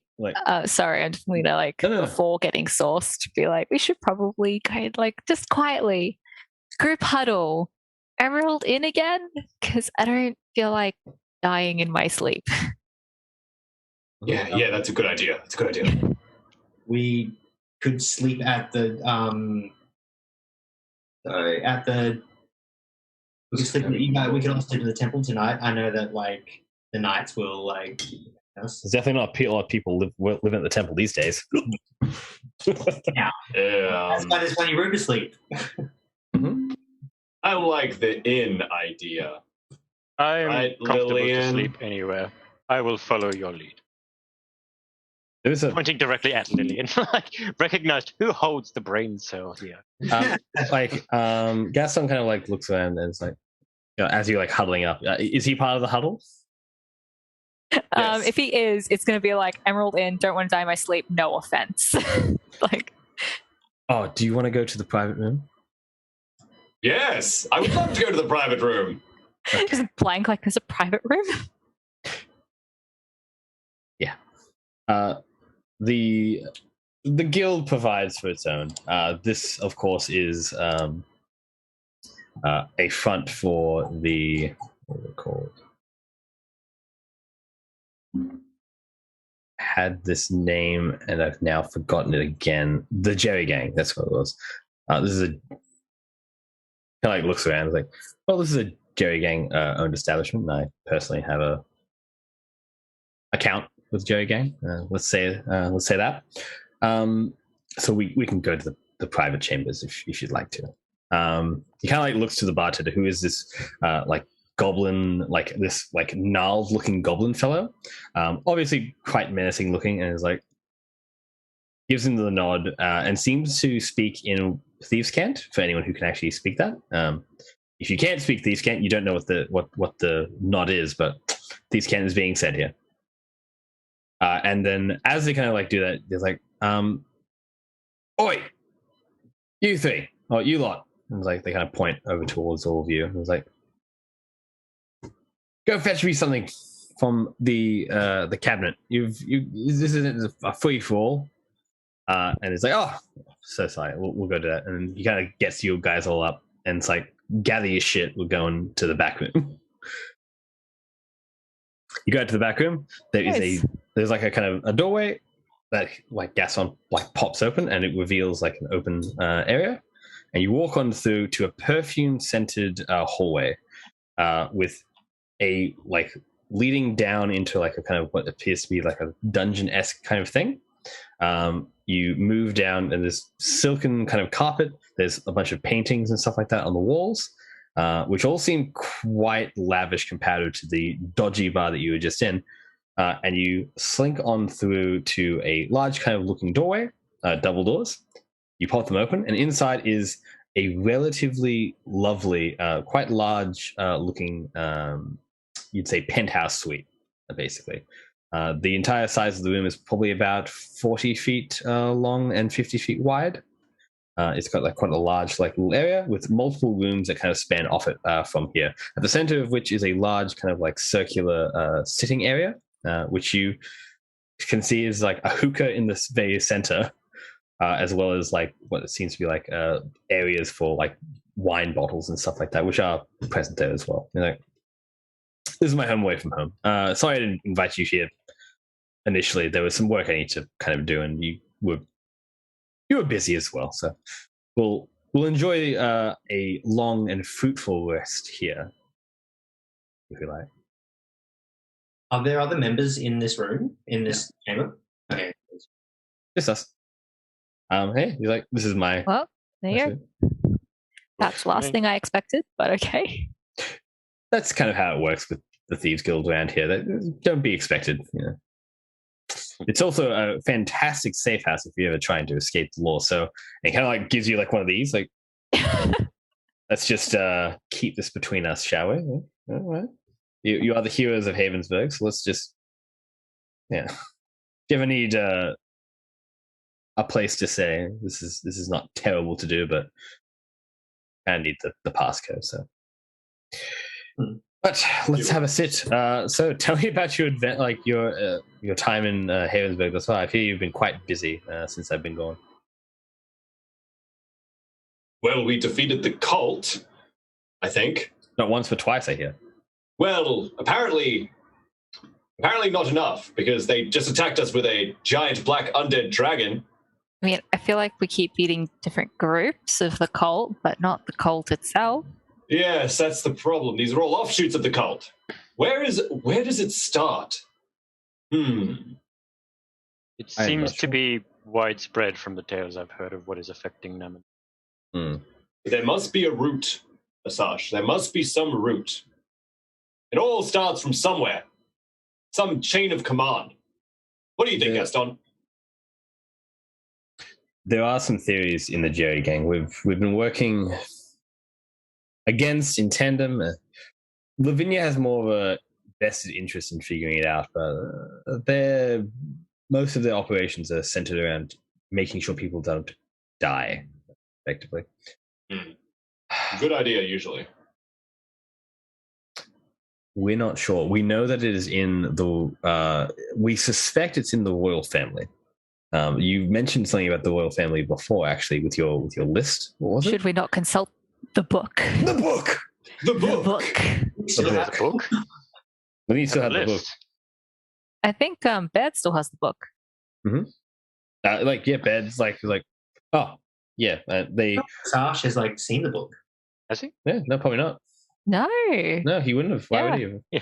Sash is like, wait, you guys have a list? I tend not to think about it either, Sash. Yeah, I mean, the list is really just called treason and/or espionage. So. Checking it twice. Gonna find out who's naughty and nice. Oh. Yeah, it's yikes. The dubious list of sorts. The Book of Anthem. Anthem being the god of death, the god of the kill more than anything else. But there are marked names within it. Let me see. The names that you have that still remain are Vilkester Volsteg, Prince Thalis Naminar, Harrison Clearwater, Tristan Hardfast. Me. And Baird kind of says these out loud. And where they are located as well, don't they? The list? Because I've still got the list as well. Yeah, it gives you a approximate location of where they are. The actual locations for it just says it doesn't have a location for Velkester Volsteg, but or for Prince Thalis Naminar. It does have it for Clearwater and Hardfast, which are in both Amberhold and Fire Country. As well as a dictation of what their role is. There's the mayor of Amberhold and the healer of Fire County. Damon will put his hand on the book and spin it towards Gaston and the Thieves Guild friend. Where do you think we should start with this? Oh, there's no Thieves Guild friend. It's just Gaston here with Baird. Oh, sorry, my bad. So I'll pull it over to Gaston. Where do we start with this? I mean, there's one royal family name on it. That's true. Lillian, that's a good point. And Damien looks down at the book a few times, knowing full well that he does not know which one is which at all. Yeah. Yes. One of these is definitely not like the others. Lillian! Just staring at the one word Prince in front and just I wonder, Damon, which one it is. Wait, which signifier does it have? He kind of points down to Volsteg, and he's like, I don't quite recognize this name. I've gotten around a lot in Naminar, don't get me wrong. But it seems that if this book is anything to go by, this name is at least the one that's out of place here. I suppose. Well, it can't be all that important. I imagine maybe not, but I mean, if it has a last name, tends to be someone. And these aren't minor people. The healer of Fire County is, there's only probably one healer. Fire County is not particularly large, as I'm sure you well know. Yeah. Yes. But, no, I'm not certain. Well, look, which one's this one, the prince? Should we start there? I feel like we're running around in circles. A little bit, but what's your plan with the prince? Kill him? Well, that was my immediate plan. Yes. Are we certain that this book is proof these people are in the cult? Assange, it's a long story. We don't have any proof of any of this. You're going to have to trust us. Now, Gaston. Trust the Book of Anthem. Yes, our plan is to kill them. I don't think anyone here is averse to that.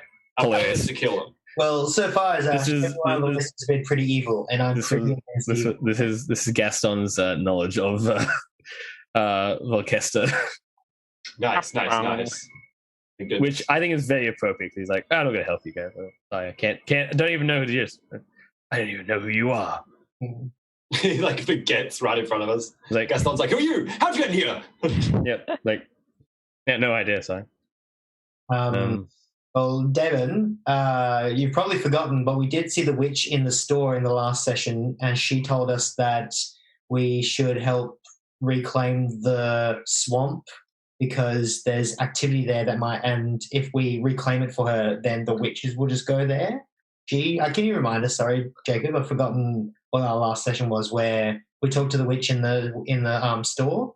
Yeah, the deal I believe she struck with you guys was that basically if you were to reclaim the swamps for her, she would help you in a very fundamental way. What was the exact thing she offered?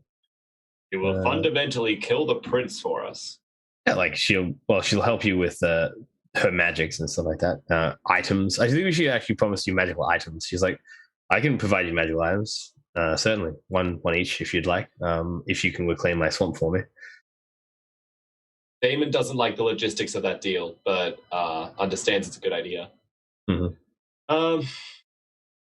If there is more cult activity in the swamp, it is at least another good chance to look for leads. Wait, swamp. Lillian, did you mention that the dragon was from the swamp? It's a different swamp. It's the same swamp. It's the same swamp? It's the same swamp. There's only one same swamp. It's one big ass swamp. It's the big Mirewood swamp that's to the east. Well, if the dragon came from there, the cult must be there. And if we kill the cult, we also get shit. Mm-hmm. I believe this is the the plan. Of the deal, yes. Stands to reason, yeah. Probably just like scratching his head and scratching Dragon's head. Like, yes, this is a good plan. That's it. I slam the book in front of Gaston. Why aren't we going to the swamp now? And then his legs like shake a little bit as he realizes he's not really. He's tired. He's tired. He's like, I might be able to also help you as well. I think that it's probably reasonable for me to acquire some guild funds to reward you appropriately for saving Havensburg not once but twice, and I think that's got to be a vested interest for the Jerry gang as well. Stay here, rest as long as you need to. I'll make some calls, as it were. All right, then. And Damon will just sit immediately where he is right now. He'll just sit on the floor. Oh, and yeah, the floor is quite comfortable. There's a few rooms and stuff like that. And he kind of like shows you each one like of these rooms. So there's probably 4 rooms in total. One of which is Gaston's like master bedroom, which is quite lavish and lovely. It's like a very like large master bedroom, blah blah. Yeah. As well as 3 other like beds, like where it has one that has a double bed, one that has a single bed and like a large beautiful couch, but it's a bit smaller, and the last one similar kind of deal, one single bed and a large couch. Like you're able to go sleep wherever you'd like, and kind of like wobbles an eyebrow at Lesage. Just as a and it's like apart from that, I'll get some drinks. We can have a relax. And some food. Food is less good here, unfortunately. The drinks are very good, but I mean, chefs are as chefs do. I can possibly cook you something up if you'd like. Or you can cook yourself something up. I'm sure you don't want to eat probably Black Dragon. Never tried Black Dragon. It disagrees with my stomach. I mean, 5-year-old Black Dragon disagrees with anyone's stomach. Yeah, you want to jerk it first, probably. Dragon jerky, that's got to be something to behold. I'll rustle you something up. It's fine. But here are the drinks. I will be back in a little bit with some food. And yeah, basically he leaves you alone for a bit. Does anyone have equipment that needs repairing? Damon's armor is crumpled, but he won't let Asajj get too close to it. Mm-hmm. He like pats him off a little bit when he gets too close. In his like half slumbered like, stop. Asajj isn't going to like force the issue. It's an offer. Of course. Yep, he likes his broken ass armor. Yeah, makes him feel cool. My battle scars. Yep. So what I'll do is we'll have a quick break and we'll jump back into it and we'll do some role playing and get some cool treasure stuff because you guys have never received treasure basically the entire campaign.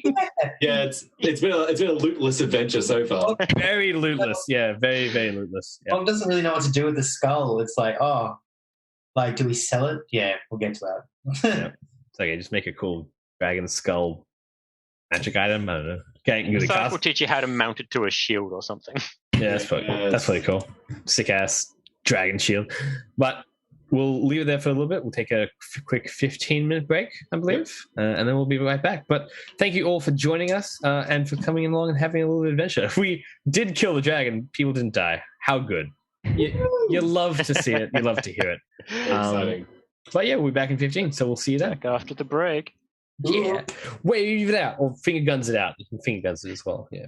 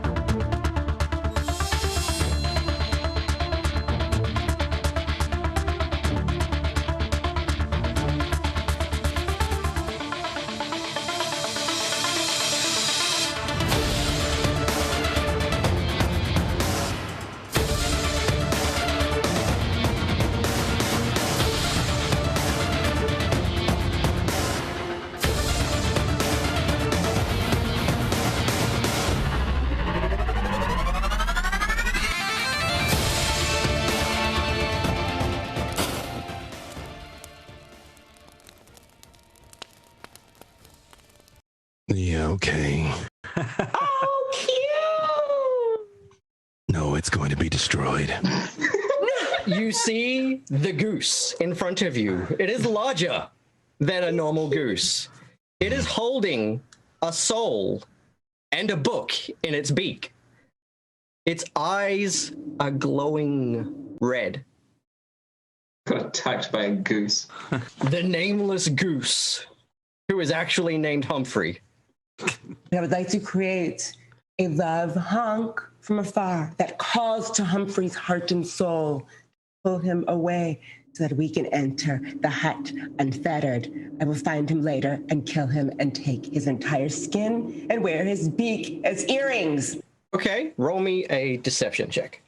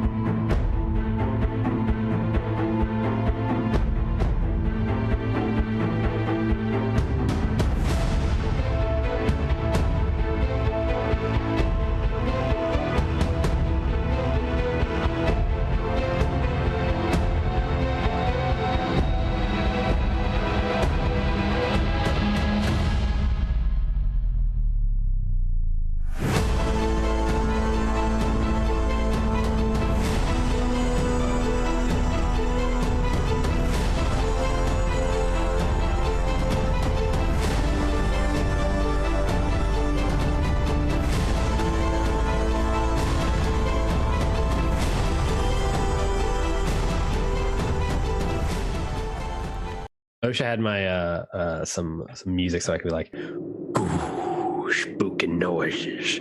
But you can imagine the spooky noise like, ooh, it's so spooky. Very spooky. The 3 spoopy, 5 me. Oh yes,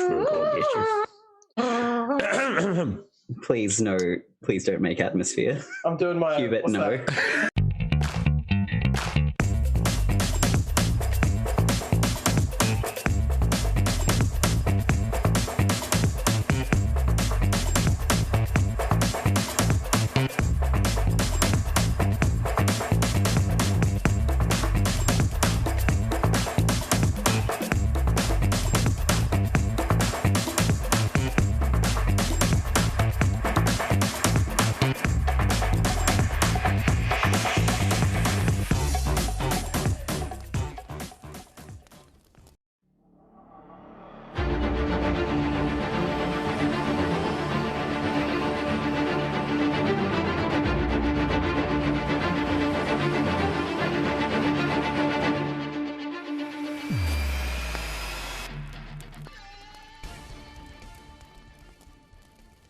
Hey, come on down.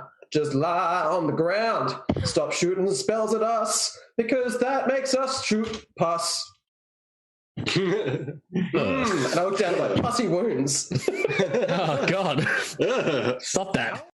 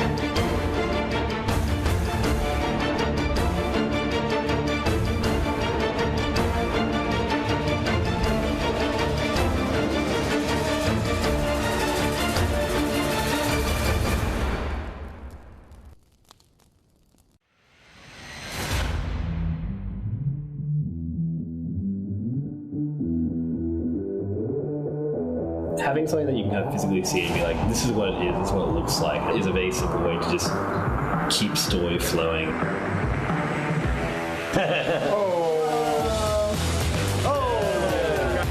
It's another tool to communicate to the players what's happening. Imaginations are endless. Players who are new into the game, being able to describe, what a crypt or a dais or something is. I believe we're in the presence of a trap. With this, it's like, this pops right up on my screen and I can see all this stuff and I don't need to tell anyone about it. That is amazing. That's so good. Oh, yeah, look at that. Dang. To have that visualization right there. Pretty impressive, yeah. Having the visuals, it kind of brings it into a cool world.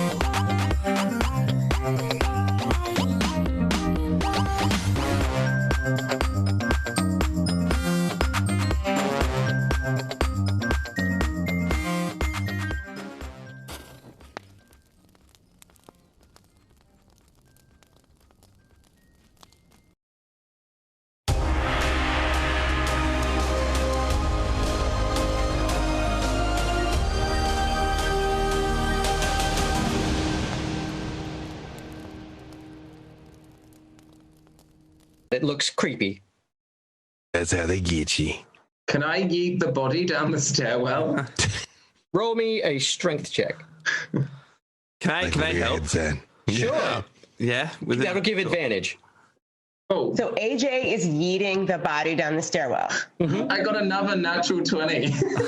Yay. Okay, so yeah, you grab it by an ankle and shuck it down the stairs, and you just hear a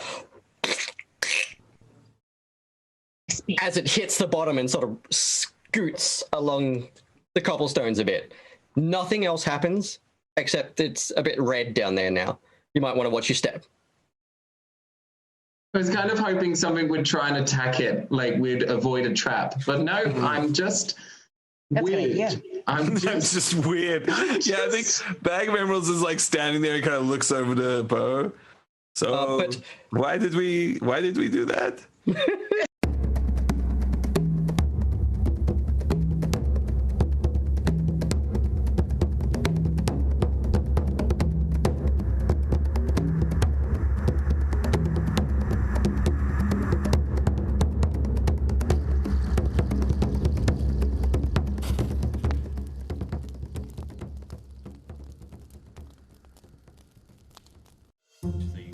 This is the second time I've played D&D. The first time I played, I actually filled in for a guy that couldn't make it to a session. I used my powers of perception and no text on this slate, baby. I popped my collar. I have no worries in the world. Because my perception is usually pretty high, I can see a lot of things that the other people can't see, which means that I can kind of take advantage of situations a lot easier than I would be able to in just a normal tabletop standard. Like, it'd be very hard to be like, hey guys, I know the Dungeon Master just said I've got all this stuff in the corner, but don't look at it because you characters can't see it. I believe we're in the presence of a trap. With this, it's like, oh, it just pops right up on my screen and I can see all this stuff and I don't need to tell anyone about it. Oh.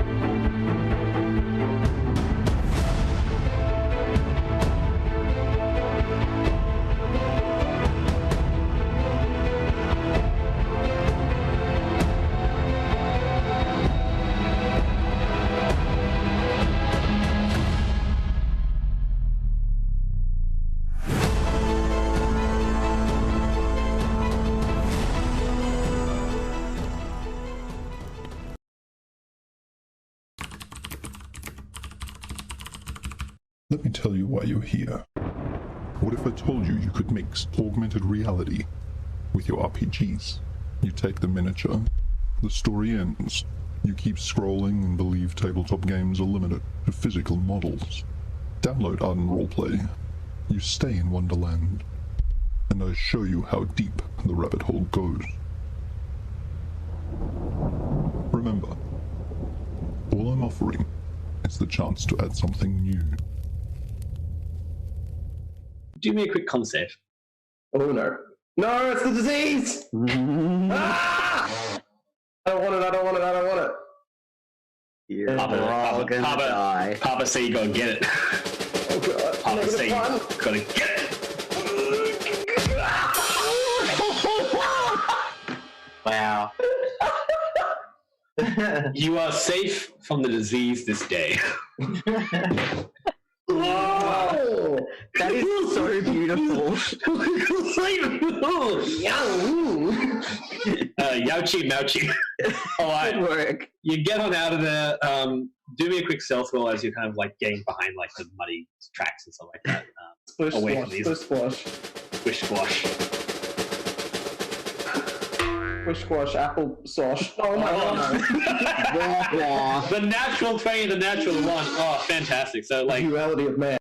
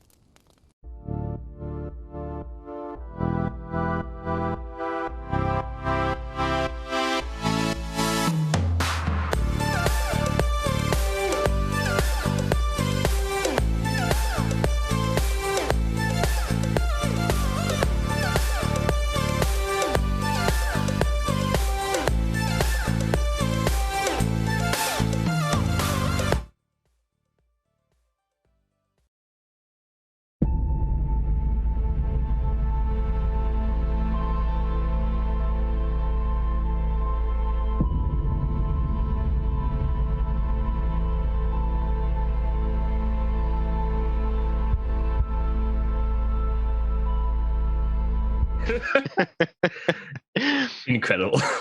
Hope you all enjoyed that spicy meme before we came back on, but my lordy god word. We're back, however, regardless of the spicy memes, for the Veil of Dusk. I am, of course, Jacob. As you recall, if you do want to actually check out any of the models that you'll be seeing today via the Ardent Roleplay app, do check out the Spectator code. It is not quite out the actual thing yet, but you'll be able to see it in just a moment where we actually have cool, funky, fresh 3D content. But the party rests.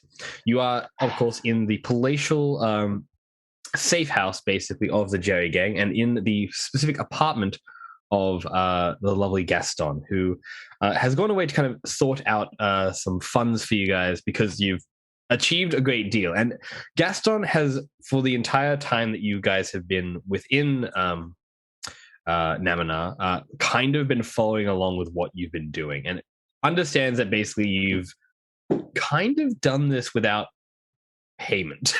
You're just like trying to do good in the world. You're like, yep, we've gone to Arbor Town, we've killed some cultists there, we found some evil like book and some evil amulets, and tried to do what we can to save the people of Namina, uncovering this plot of the cult, and even within the Temple of Lavinia, as well as the Vanatharian, sorry, not the Vanatharian, the Church of St. Alban, and their like machinations under, of course, the guise of the cult controlling them from the shadows, which you managed to defeat relatively succinctly and have freed up some of the paladins of that order now. Well, at least you hope so. You're not entirely certain, at least, of the other cities within Namina, but at least Havensburg, you've done some true and honest good that Gaston was like, shit, man, you guys we need to get paid at some point. You go off and do that.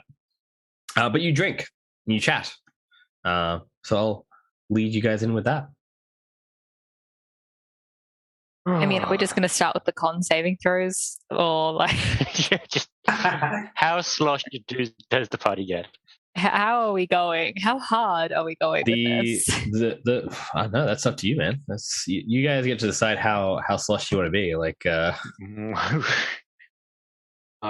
Daemon is definitely quite sober, I think. Take a bottle of wine, and be like, yeah.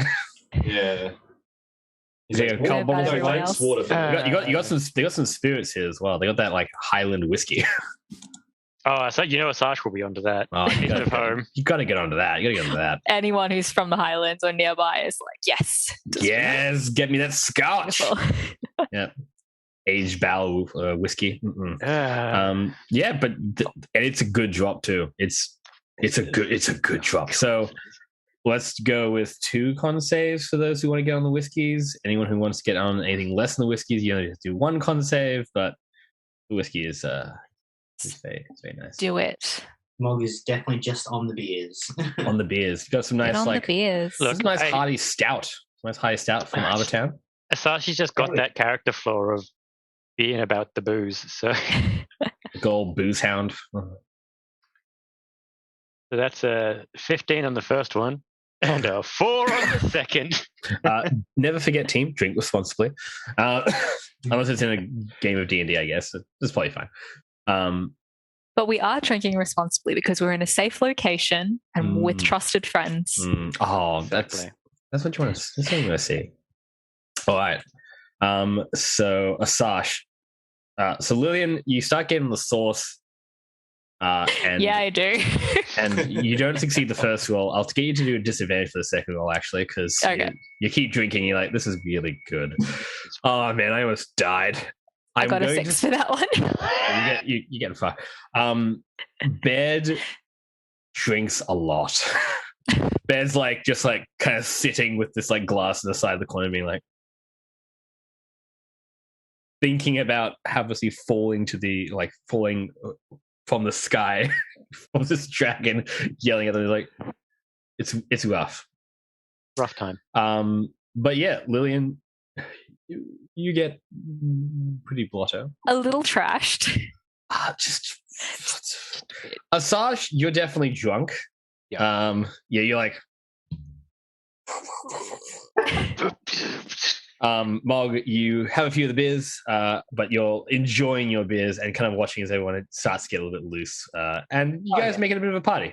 Later on in the eve, probably an hour or two later, Gaston eventually arrives back. He's got what seems to be some bags on his hip, 3 or 4 bags at his hip, and he's like, I see the party is started without me. How lovely. And he this walks. guy. This is a guy. Well, I'm a damn fear. Told us to make ourselves at home. Yeah, well, I'm a damn fear, but that's fair. He grabs the whiskey bottle probably from Lillian and takes a heavy swig of it for himself. Wait, hang on. Give me a sec. I'm just gonna be a dumb idiot for a second here. Mm-hmm. What we're here for. Okay, hang on. Wait, it's not great already. Yeah, she hisses at him while he does that. She doesn't stop him, but she does hiss at him a bit. Hisses at him, you say? No, she's got the bottle. All right, that's fine. Taking bottles off of people who really want them.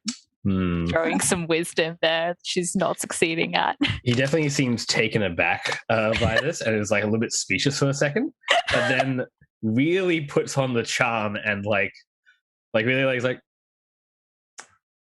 no, do you want to? That's no way for a lady to act. And hands it back to you and is like. And takes a seat down and kicks his feet up a little bit on the center table.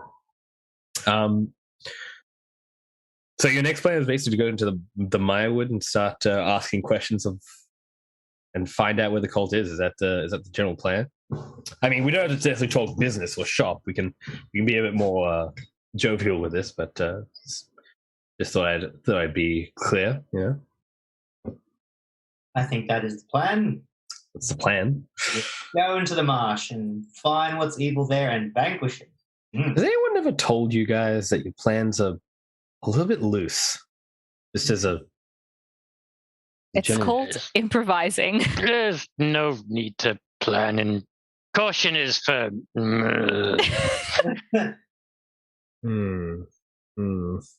I think we do heaps of planning. We are a very planned group. We don't plan oriented. I disagree. I disagree. We're just very good at improvising because all of our plans fall apart anyway. Yeah, you've not really been paid the entire time you've been here, have you? You're just doing this kind of ad hoc, aren't you? We're not meant to get paid. It's not about the destination; it's about the journey. Fix this. holding on to like the dragon skull, like this is okay. This is enough for me. It's definitely a smelly dragon skull. I mean, like you can do really good job of survival, but like it's still a corpulent thing. You scoop out the brains and stuff, but unless you prestidigitation it, or get bed too. Lillian definitely doesn't have that. No. No. Why would anyone else but Bird have it? No. You can make your drink really cold as well. So you make your whiskey like nice and icy cold, or nice and kind of lukewarm. You can change the temperature. It's like she just keeps doing shit like that, not saying anything. Yep.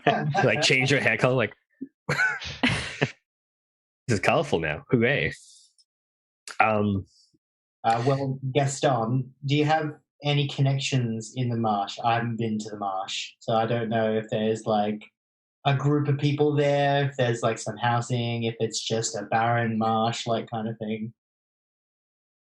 It's called the Barrow Marsh. I mean, it's more of I think it's an old burial. It's more burial mounds and graveyards in there, but no one really lives there unless you call about the witches. They live there, but it says cold in there, and maybe not.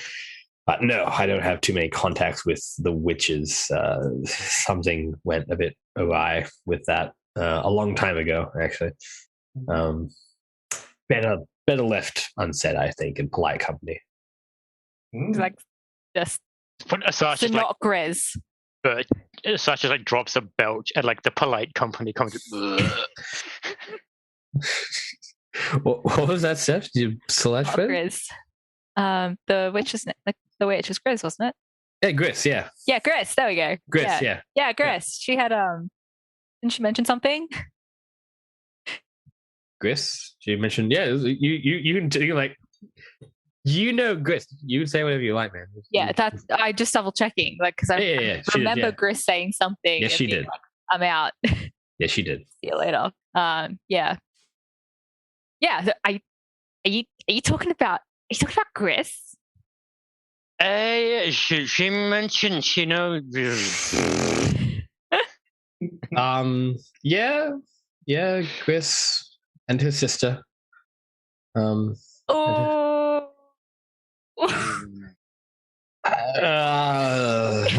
Maybe a dog act on their birthday because they were twins. But in my defense, what defense would you have for that? In my defense, she got very mad at me the night before about how I was spending too much time trying to make, good with her family, which I will have are not the most pleasant individuals, and said that we were broken up. So I mean, we weren't really a thing anymore. But I mean, blurry lines, man, blurry lines. I think that's you guys have not that much planning. I'd have blurry lines with my relationships. I think it's just important to do. Yeah. Look, she looks absolutely scandalized right now, Lillian.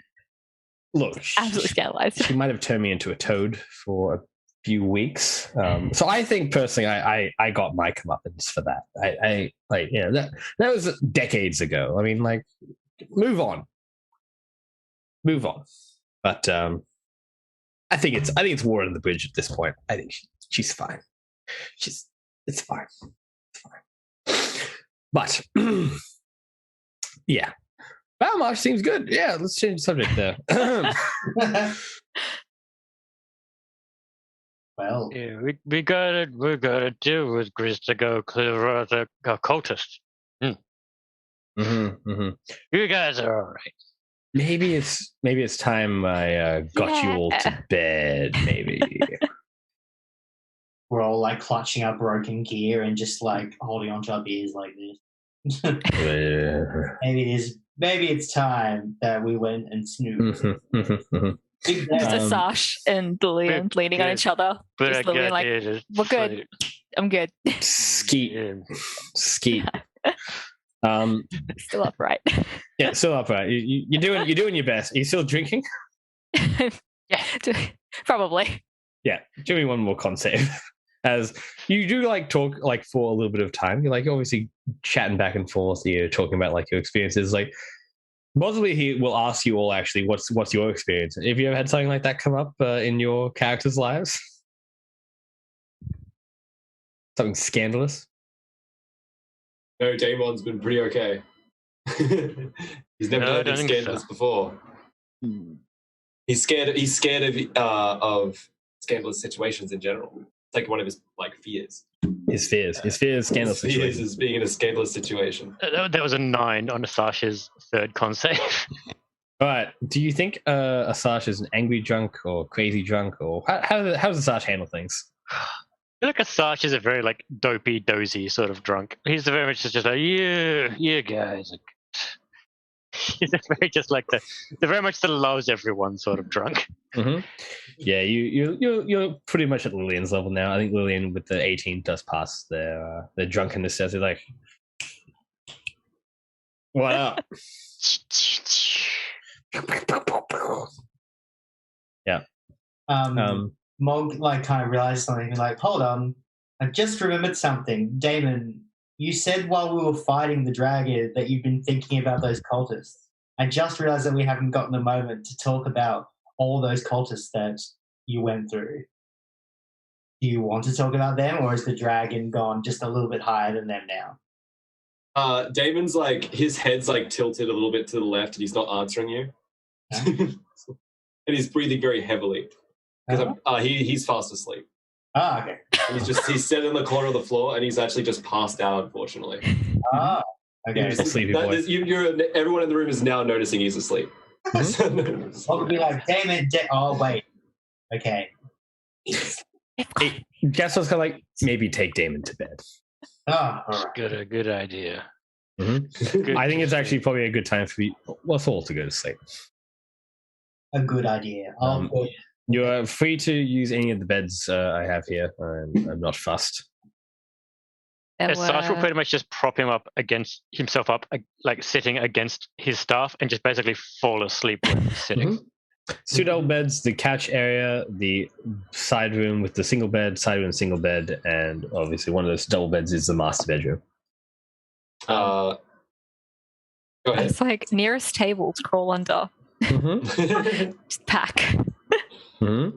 Mog's gonna put Damon like on the closest couch. Yeah, throw me onto the couch. That's right. Yeah.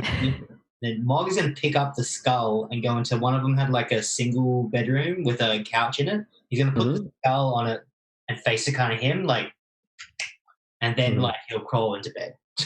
We know that bed would definitely take a double bedroom. Better take the double bedroom. Bed deserves it.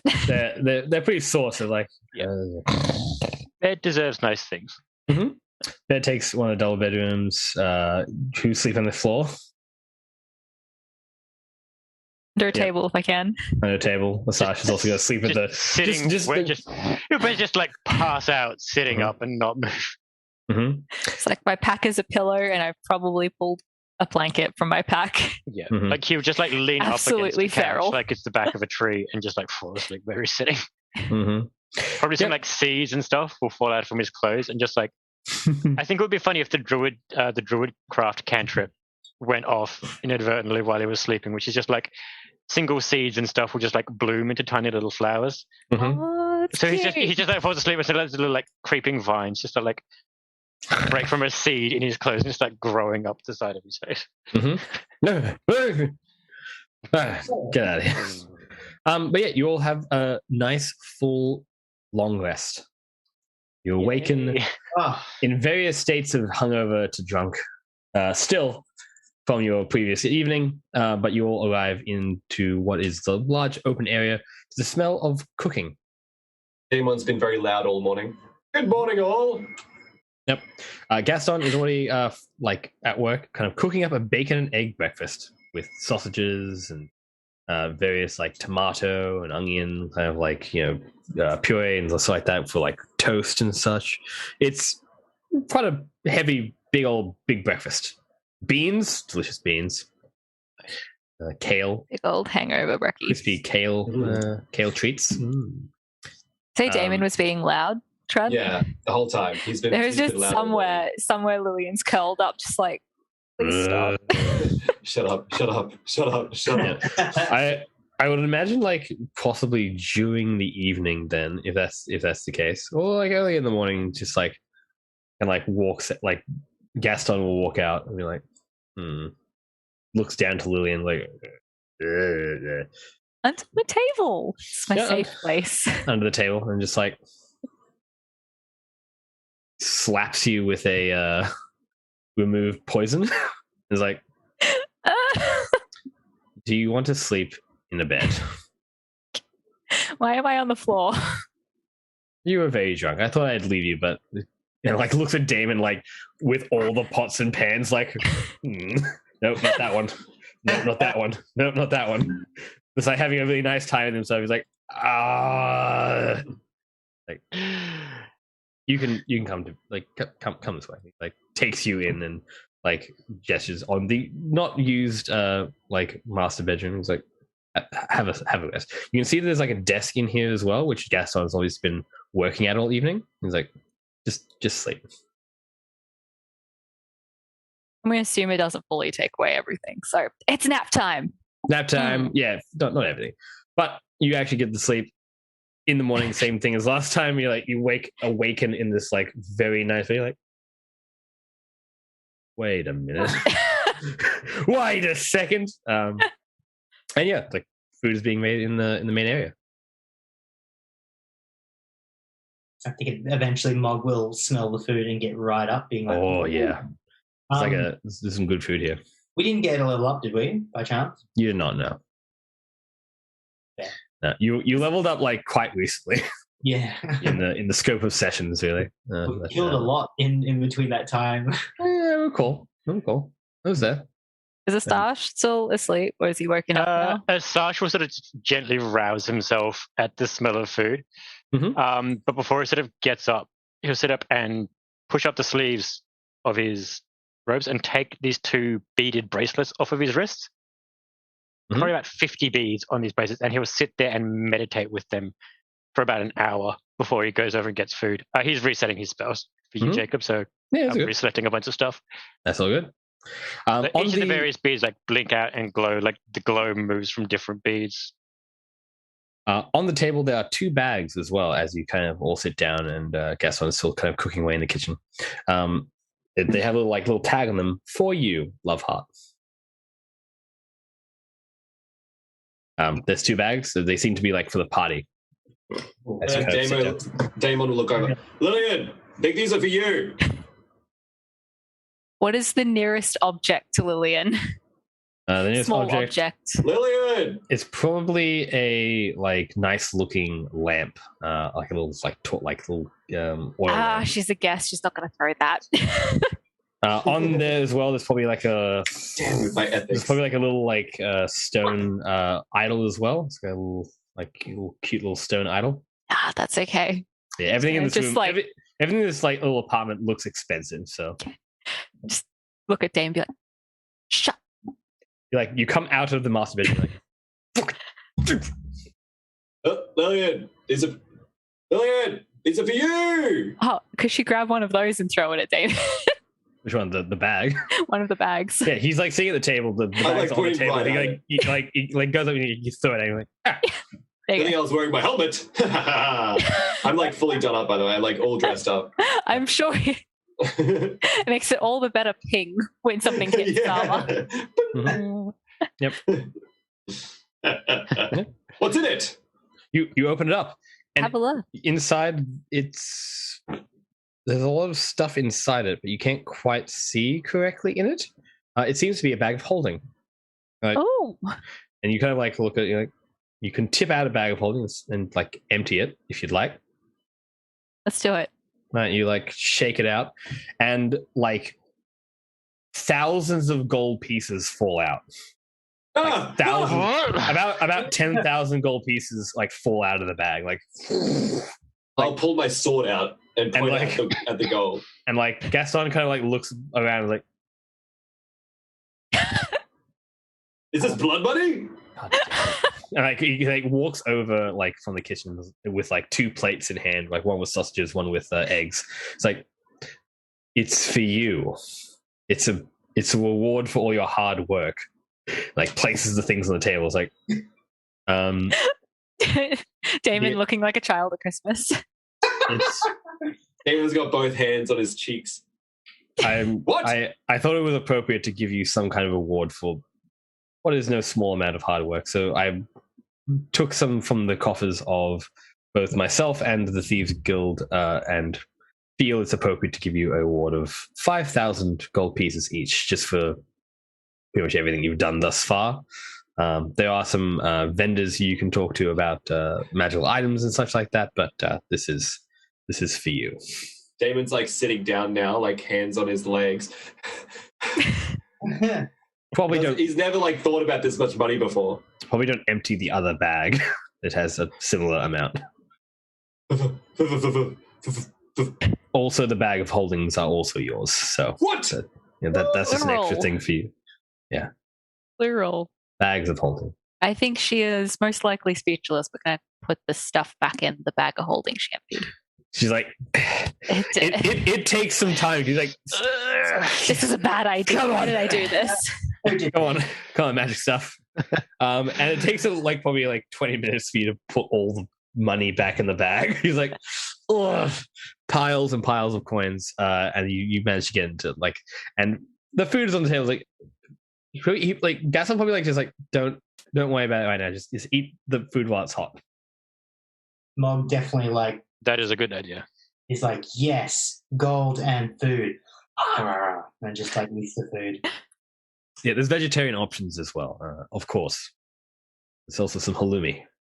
I think at this point, if there's like, Mom is so hungry that if there's even anything like a bug or anything on the table, he's going to eat it. It's just this poor beetle just gets caught up in it all. Its life flashes before its eyes. It's all protein. I've missed out on so many games over the last few weeks. Yeah, but so much gains. You need that protein, bro. You need that protein. Your muscles are all tired from how exerted you felt for the last few days, because you've gone pretty solidly from big encounter to big encounter over the last couple of days. Your time in Havensburg has not been chill or cash money in almost any regard, but you're like, you feel a sense of completion about your time in Havensburg. You feel like you've done everything you could have done, and you've done, in fact, more than I expected for the campaign, that is. Which will probably never come up, but I will tell you actually anyway, because it's an interesting side note. The dragon would have come up at a different point in the campaign and would have been much more powerful had you not kind of done, like, have you not defeated Graham Castleth and the other ones in the kind of way you have, it would have come up later and been like an issue, and the dragon would have just been around or had dealt with the town. So good job for that. That's nice. Hey, nice. Go team. Go team. Go team. Yes. What? You eat a hearty breakfast. You feel full and ready to go, and you're rich now. And like, yep, Gaston starts eating as well. He's chill. As I shall just tuck into everything, just putting away so much food. The good old half-orc way. Damon's eating. Are there eggs? There are eggs. Yeah, Damon's eating just exclusively the egg products. Anything with egg in it, he's just destroying. Mm-hmm. That's all he's eating. I will note that Gaston does eat pretty much exclusively the eggs, because when I was a lad, I ate 4 dozen eggs every morning to help me get strong. But now that I'm going to eat 5 dozen eggs, and I'm roughly the size of a bot. Important to note. Breakfast with Gaston. What a good time. Beautiful. All right, yeah. Do you have anything you want to talk with Gaston while he's while you're a little more sober this time? I think. Well, that was very fun. One thing that Mulg is now thinking about is what do we want to do with these skulls and bones, everyone? Because I don't have a problem with lugging this massive skull on my back like everywhere we go, just so I can show everyone that we killed a dragon. Good idea, Mog. Let's do that. That sounds good? Okay. We'll yeah, that sounds like a great idea, Mog. Could you make something out of it that's a bit more utility? What do you suppose? What do we make out of it? I don't like how big is this thing really? We can make a small rowboat for small animals. Small size creature. Okay. So like what size of a cat? Size a of rowboat for rabbits. We can make armor out of it. And it could the size of a halfling. Right. Oh, okay. So it's just like okay. Yes, it's like not really. Yeah. So I'm like, can you make a helmet out of it? That would be pretty I have badass. seen in the Highlands many people make shields out of such things. They carry them as a sign of honor. What if we ground it down and sold it as a form of potion? Why would you do that? The waste of... That sounds like something Hubert would have done. Yeah, I thought that's what... I think it has more value whole. He's going off on a tangent now. We could. Maybe you're right. It's a very good person option, but we could donate it to one of the taverns in the town that aren't doing very well to attract, like, attention to the tavern. That's what good people would do. Sure, the Badgers team would appreciate that. I like the way you think, Mog. I think that's what we're going to do. That's what we're going to do? That's what we're going to do. Great idea. Right. What would Baird say at this moment? I don't know.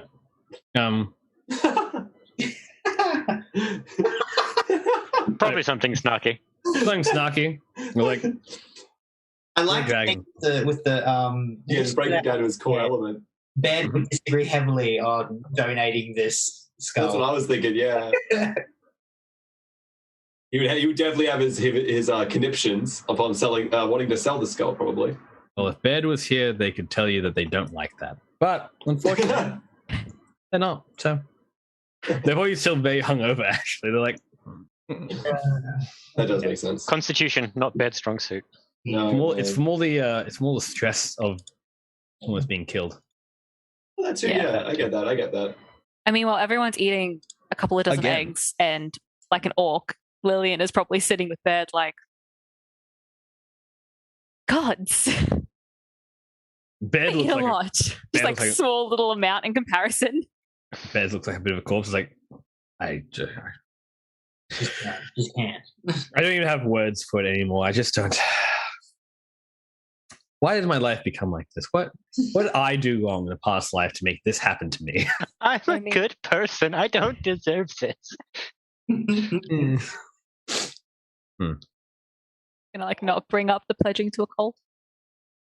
Nope. I'll keep that to myself. Wasn't their fault. Leave that one alone. Lillian will say, like, oh yeah, it's very nice that you want to donate it. That'd be lovely. Saying, dude, are you happy with what you've got money-wise? We're not really. We're doing great for that, to be honest. It's not like it's going to hurt. But yeah, like Gaston kind of like looks up and is like, at the question, "Are you happy money-wise?" Is like, yeah, like if you're happy, then because I'm happy. That depends. Is 5,000 a lot? Yes. Depends what the context is. Gold pieces? Yes. Yeah. Steps? No. No. 5,000 steps.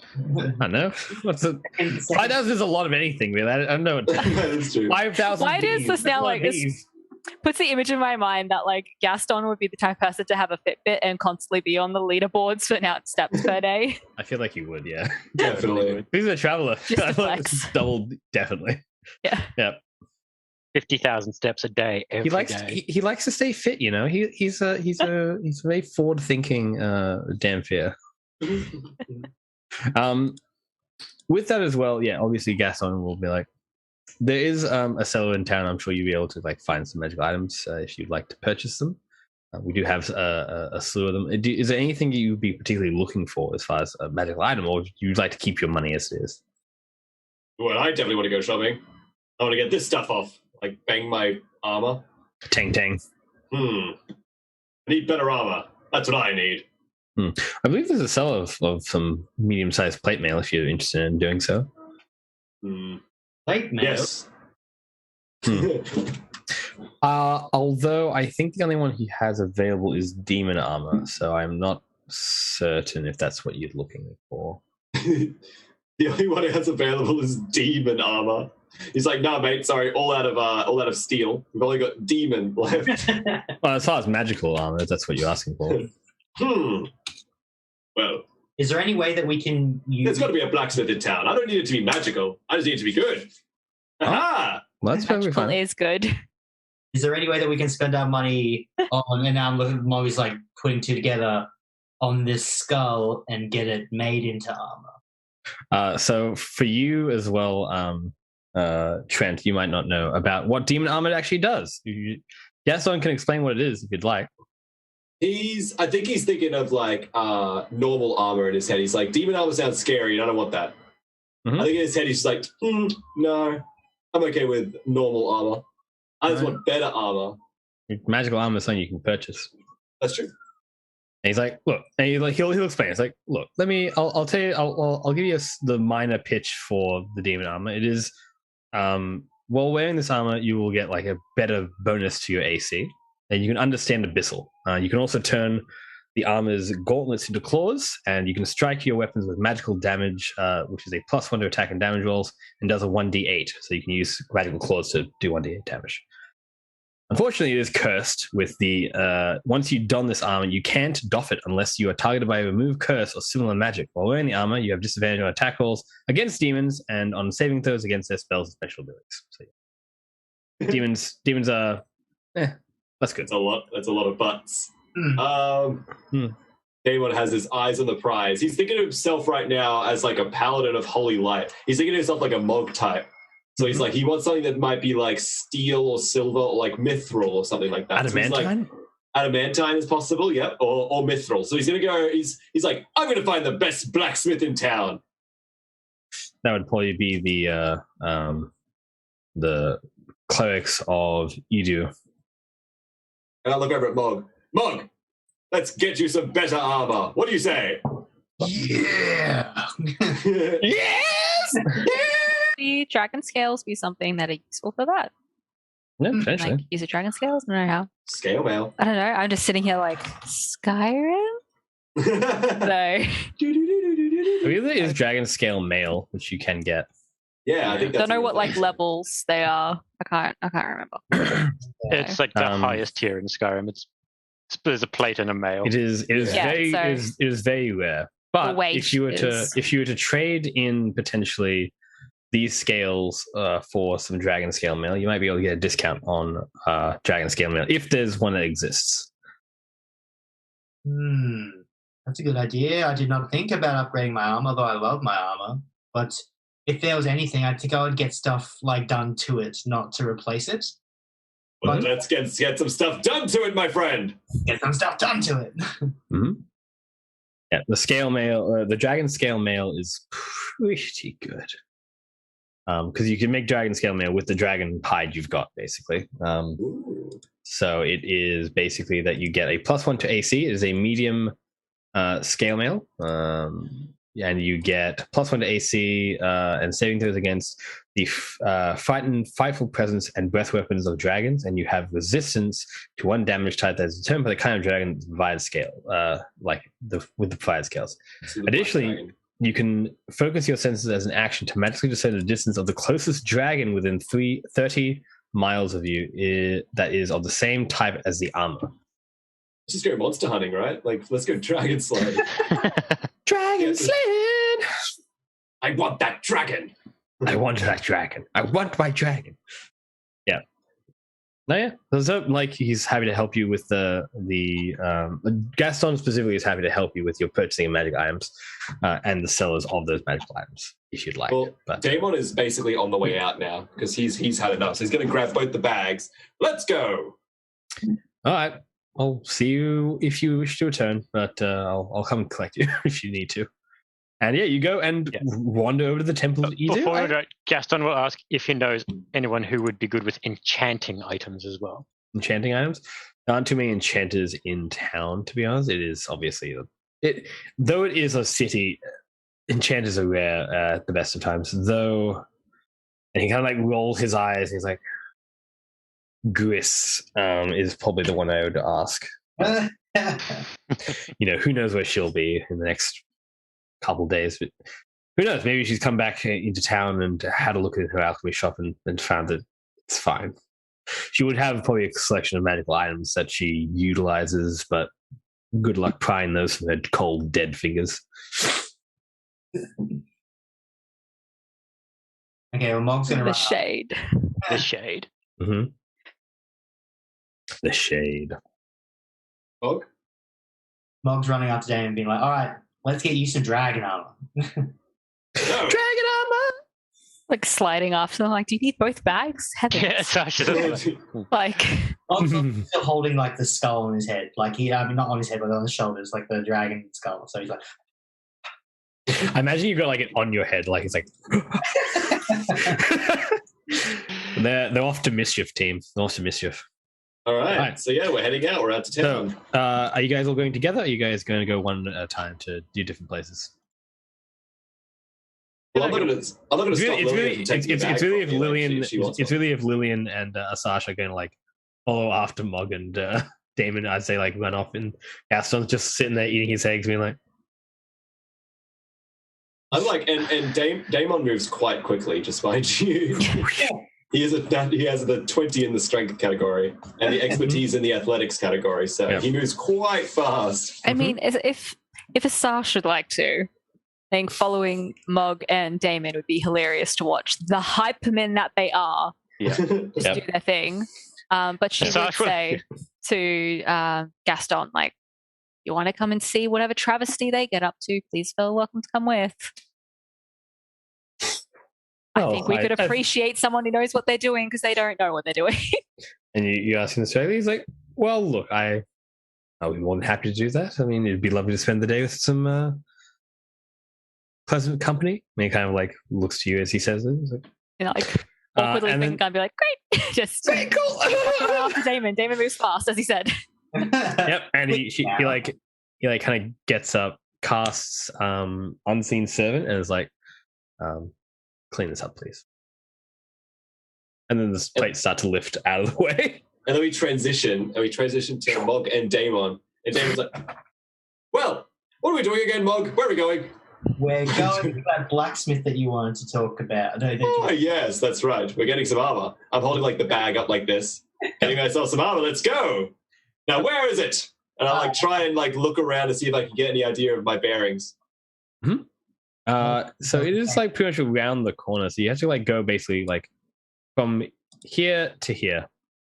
Perfect. So, damn, that's a tough one. Do we definitely go in that direction? Did we hear that it's in the Temple of Adur? Yeah, so. He said the Temple of Adur. Yeah, we've been there before. Mm-hmm. But yeah, we're like, where's the blacksmith guy? You just go around town like so. Yeah, you get around town like so, and you get to the Temple of Adur relatively easily with Lillian, Asash, and Gaston kind of following up the rear. And they like you get there first, and you go inside. Obviously, the Temple of Adur has the clerics with the masks. They like have these beautiful, very complex-looking masks, and that individual at the desk, like kind of examines you as you walk up close, and it is a completely empty, like stone-looking room. And like looks down at you all. It's like, I see that you have returned. Hello, weird man. I am after a new set of armor for my travels. We have. What can we interest you in, adventurer? I look over at Mog. This guy's got some weird vibes about him, don't you think? Mog kind of like just throws the dragon's head like on the floor and like lightning goes bang. Like, okay, what can you do with dragon stuff and armor? That leans forward. Jesus. If you do, I can do quite a lot with those things. You are the ones who defeated the dragon. Then I take it. Yes. Anyway, we would like you to do something with it. What is it that you can do? I can fashion you a bow that would never miss. Again. I can fashion you a set of dragon scale armor, if that's what you'd prefer. Or a shield of frightening power. There are many options that are available. But the creation of such things will take time.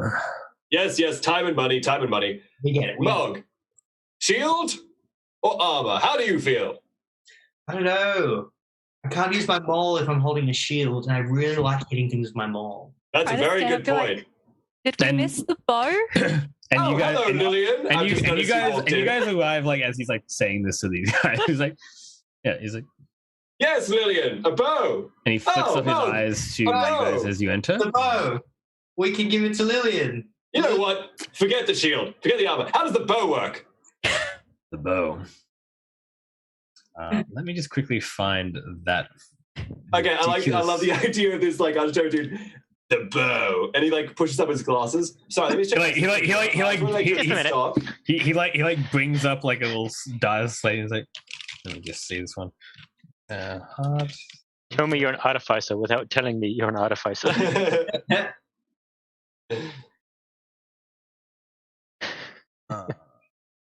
He's like, all right, the system says 1. I'm going to check out the back for you. We don't have any here, but we do have another one in the store on the other side of town. I can give them a call for you. We can put one aside for you. Do you do click and collect? Oh, we do have Afterpay. Do you have Afterpay on that one? Any flybys with that? Any flybys with that one? Would you like a bag? 15 cents. Why was this 15 not silver for a bag? It is the oath bow. I think. Let me just find out how. Why doesn't it tell me how rare this item is? I mean, That's I very think this rare. last interaction was just tell us we've worked in retail without telling us you've worked in retail. Congrats, everyone. It is the oath bow. If you're familiar with the oath bow, I can kind of go into what it means. You guys know what the oath bow is? Yeah, tell us about it for those in the chat who don't know all about the game. Yeah, he raises his glass. I wish I had some prop glasses. Actually, that would be fantastic. I need to get those for this game. Well, it is a bow of elvish make, known as swift to defeat my enemies. When you use this weapon, of course, to attack, you can shout the command phrase, "Swift death to those who have wronged me." And the target of this attack becomes your sworn enemy until it dies or until the dawn, 7 days later.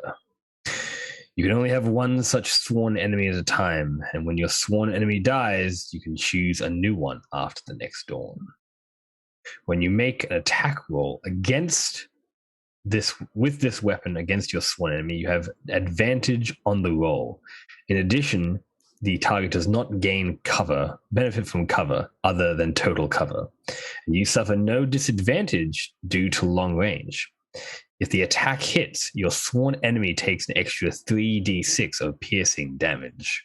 And while your sworn enemy lives, you have disadvantage on attack rolls with all other weapons.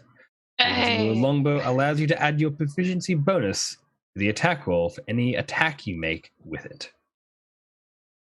It is. Yes. Tell us how much does that cost, little man? It is, for all intents and purposes, the greatest magical longbow in the world.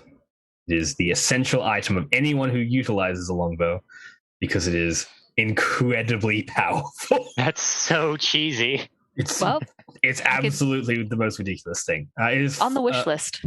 It is a very rare item, however. So you will be able to potentially purchase this if you part with your probably. Let me just quickly check what a very rare magic item cost. There are 3 types of bones as well. We have the skull, we have the just normal bones, and then we have some claws. So a very rare item is anything from 5,000 to 50,000 gold pieces. X. It starts there and goes up. This one will probably be in the higher end of, say, 20,000 gold pieces. Probably 50. Be honest. It's probably very expensive. It's a very expensive item. Well, we can't afford that. Moving on. Yep. Well, that was a fun theory. Great to learn about it. Good to know what's out there. He looks down and is like, although, if you were to part with your dragon scale, and you are so weird. What about me is weird? Mog, come listen to this man. Look at the way he talks. Go on, little man, continue. You have an issue with the way people may speak differently from yourself. What? No. Oh, Sarge, you silly man. Come here. Listen to him. Isn't he funny, though? If you part with all of your dragon goodies and 10,000 gold pieces, I would be more than happy to sort some kind of arrangement.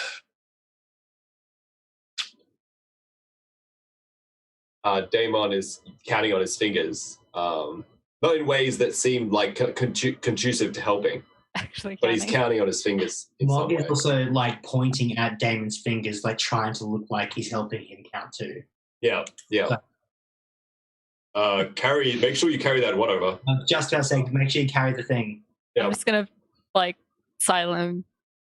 Sorry, did you say the dragon scales?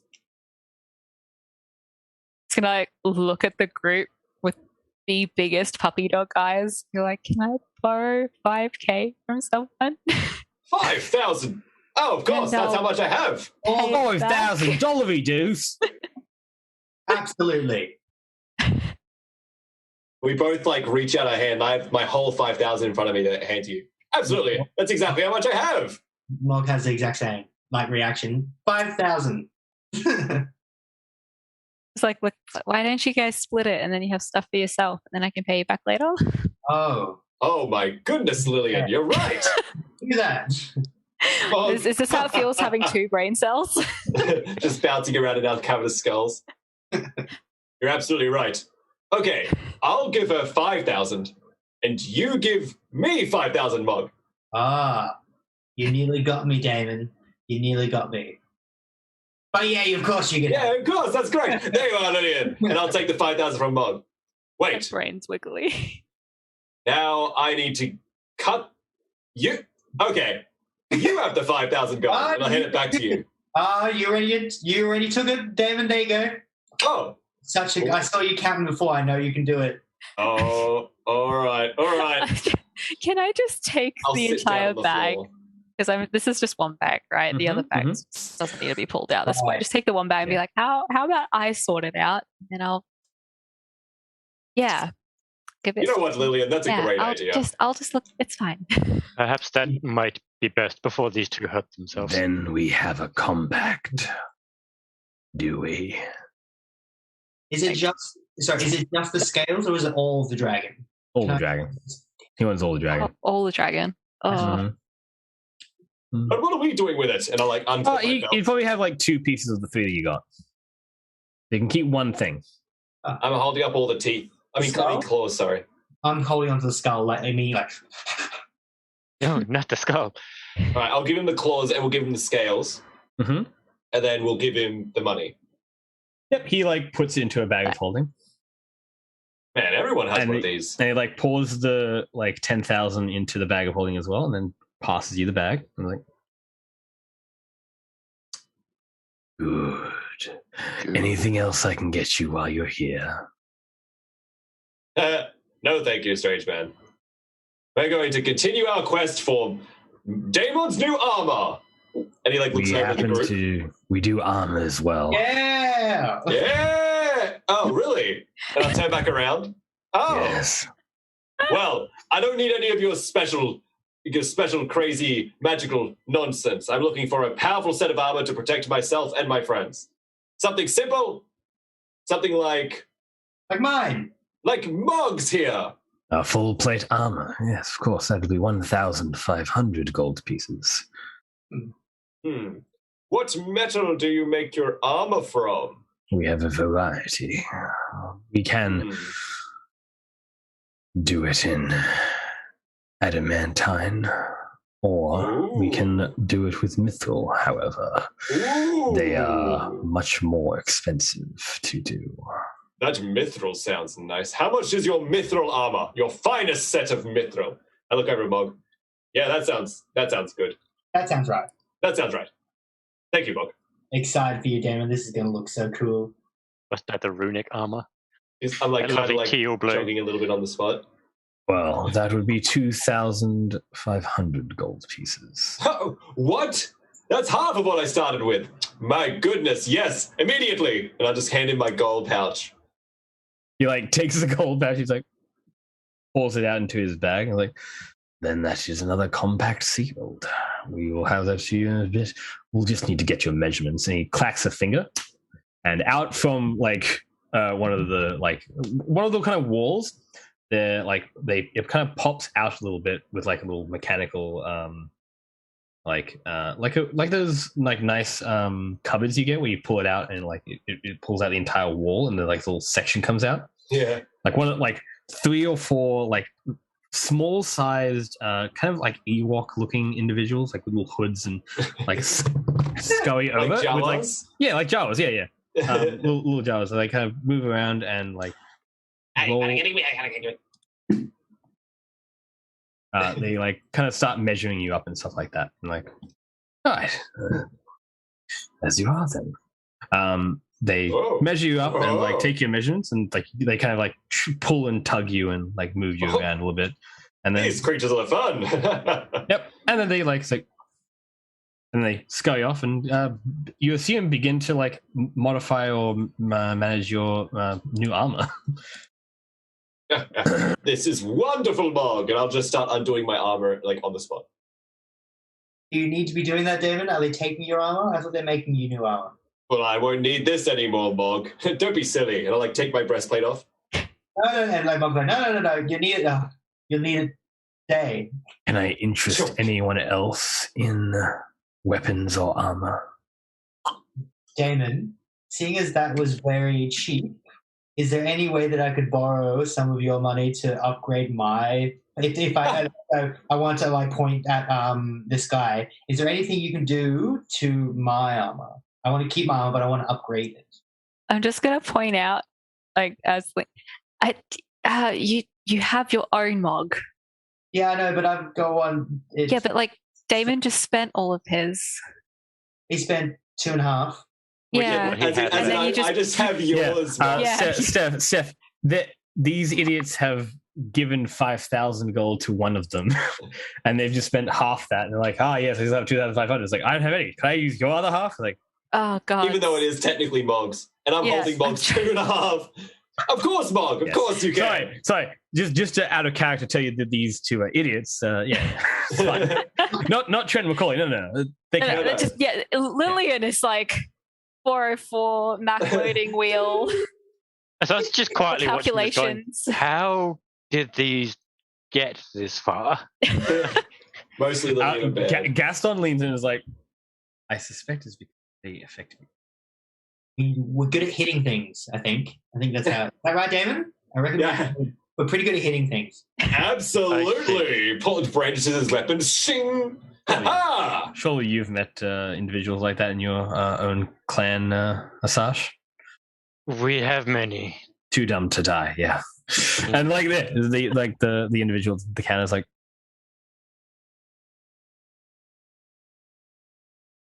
any other weapons or armor that I can just tune then? You want magical armor? We could do a modification, but that would take some time if you wanted to be specifically your armor. Well, team, are we going to be here for a little bit, or do we want to leave like now? I think it would be best if we took time to prepare before setting out. I think we can spare the time. Lillian? That would be a first. A few weeks is perfectly fine. Yeah, you can spend a week or two in town and enjoy your time in town. Maybe. Yeah. Incredible. We've never done that before. Mm-hmm. Having a moment to yourselves, can't relate. Taking time to Damon rest. works hard. Mm-hmm. We can go. Day one. We can donate the dragon skull to the enemy. After saying it, he's like, "Don't worry, don't worry what I just said." Can we upgrade my armor if we can use some of David's money? I have plenty of money to spare, Margaret. I have all of yours. Yep. He's like, yeah, that's perfectly fine.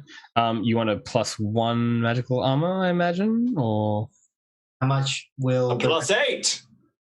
You can get a +1 magical armor. You can look at doing you can get resistance to a particular damage type. Up to you. I get +1. Yeah, just +1. How much will that cost? Yep. I think that costs. +1, I think, is uncommon. +2 is where it hits rare. Yeah. I think it starts at rare. How much? But yeah, about 2,500 gold pieces as well, I'd say.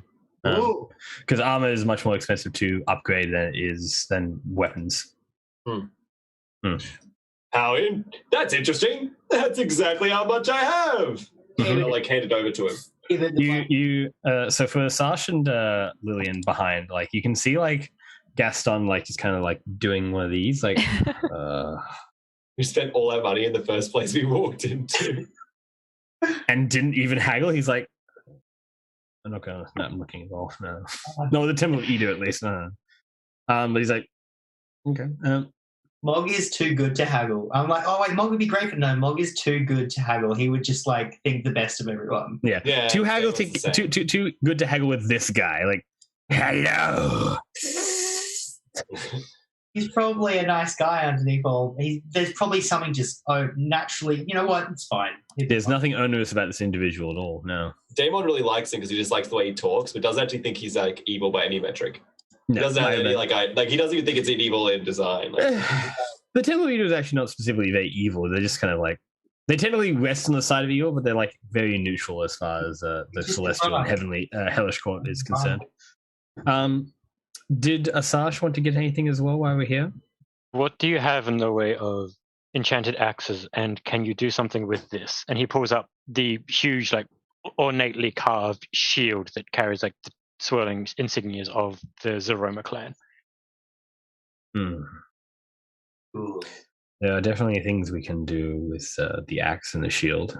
We are aficionados of infusing and creating magical items specifically, but it would depend on what you actually want as far as your own personal preference. There are plenty of objects and enchantments that can be laden into these items, but it is ultimately up to you. You're right, Damon. He sounds. For the axe, something to make it a bit more magically honed, as you would say, and something more sturdy for the shield. It's basically describing a +1 or 2 enchantment for both of them. You would like to be honed, or would you like it to be a devastating axe wielded by what would be one of the greatest heroes of the age? We can give it to the flame tongue as an example. Go on. When it bites, it will bite hard and it will bite deep with the power of the elements themselves. We can tailor it to a particular preference for elemental force, but it will effectively give plus 2d6 to the weapon attack. So when you hit, you'll do an extra 2d6.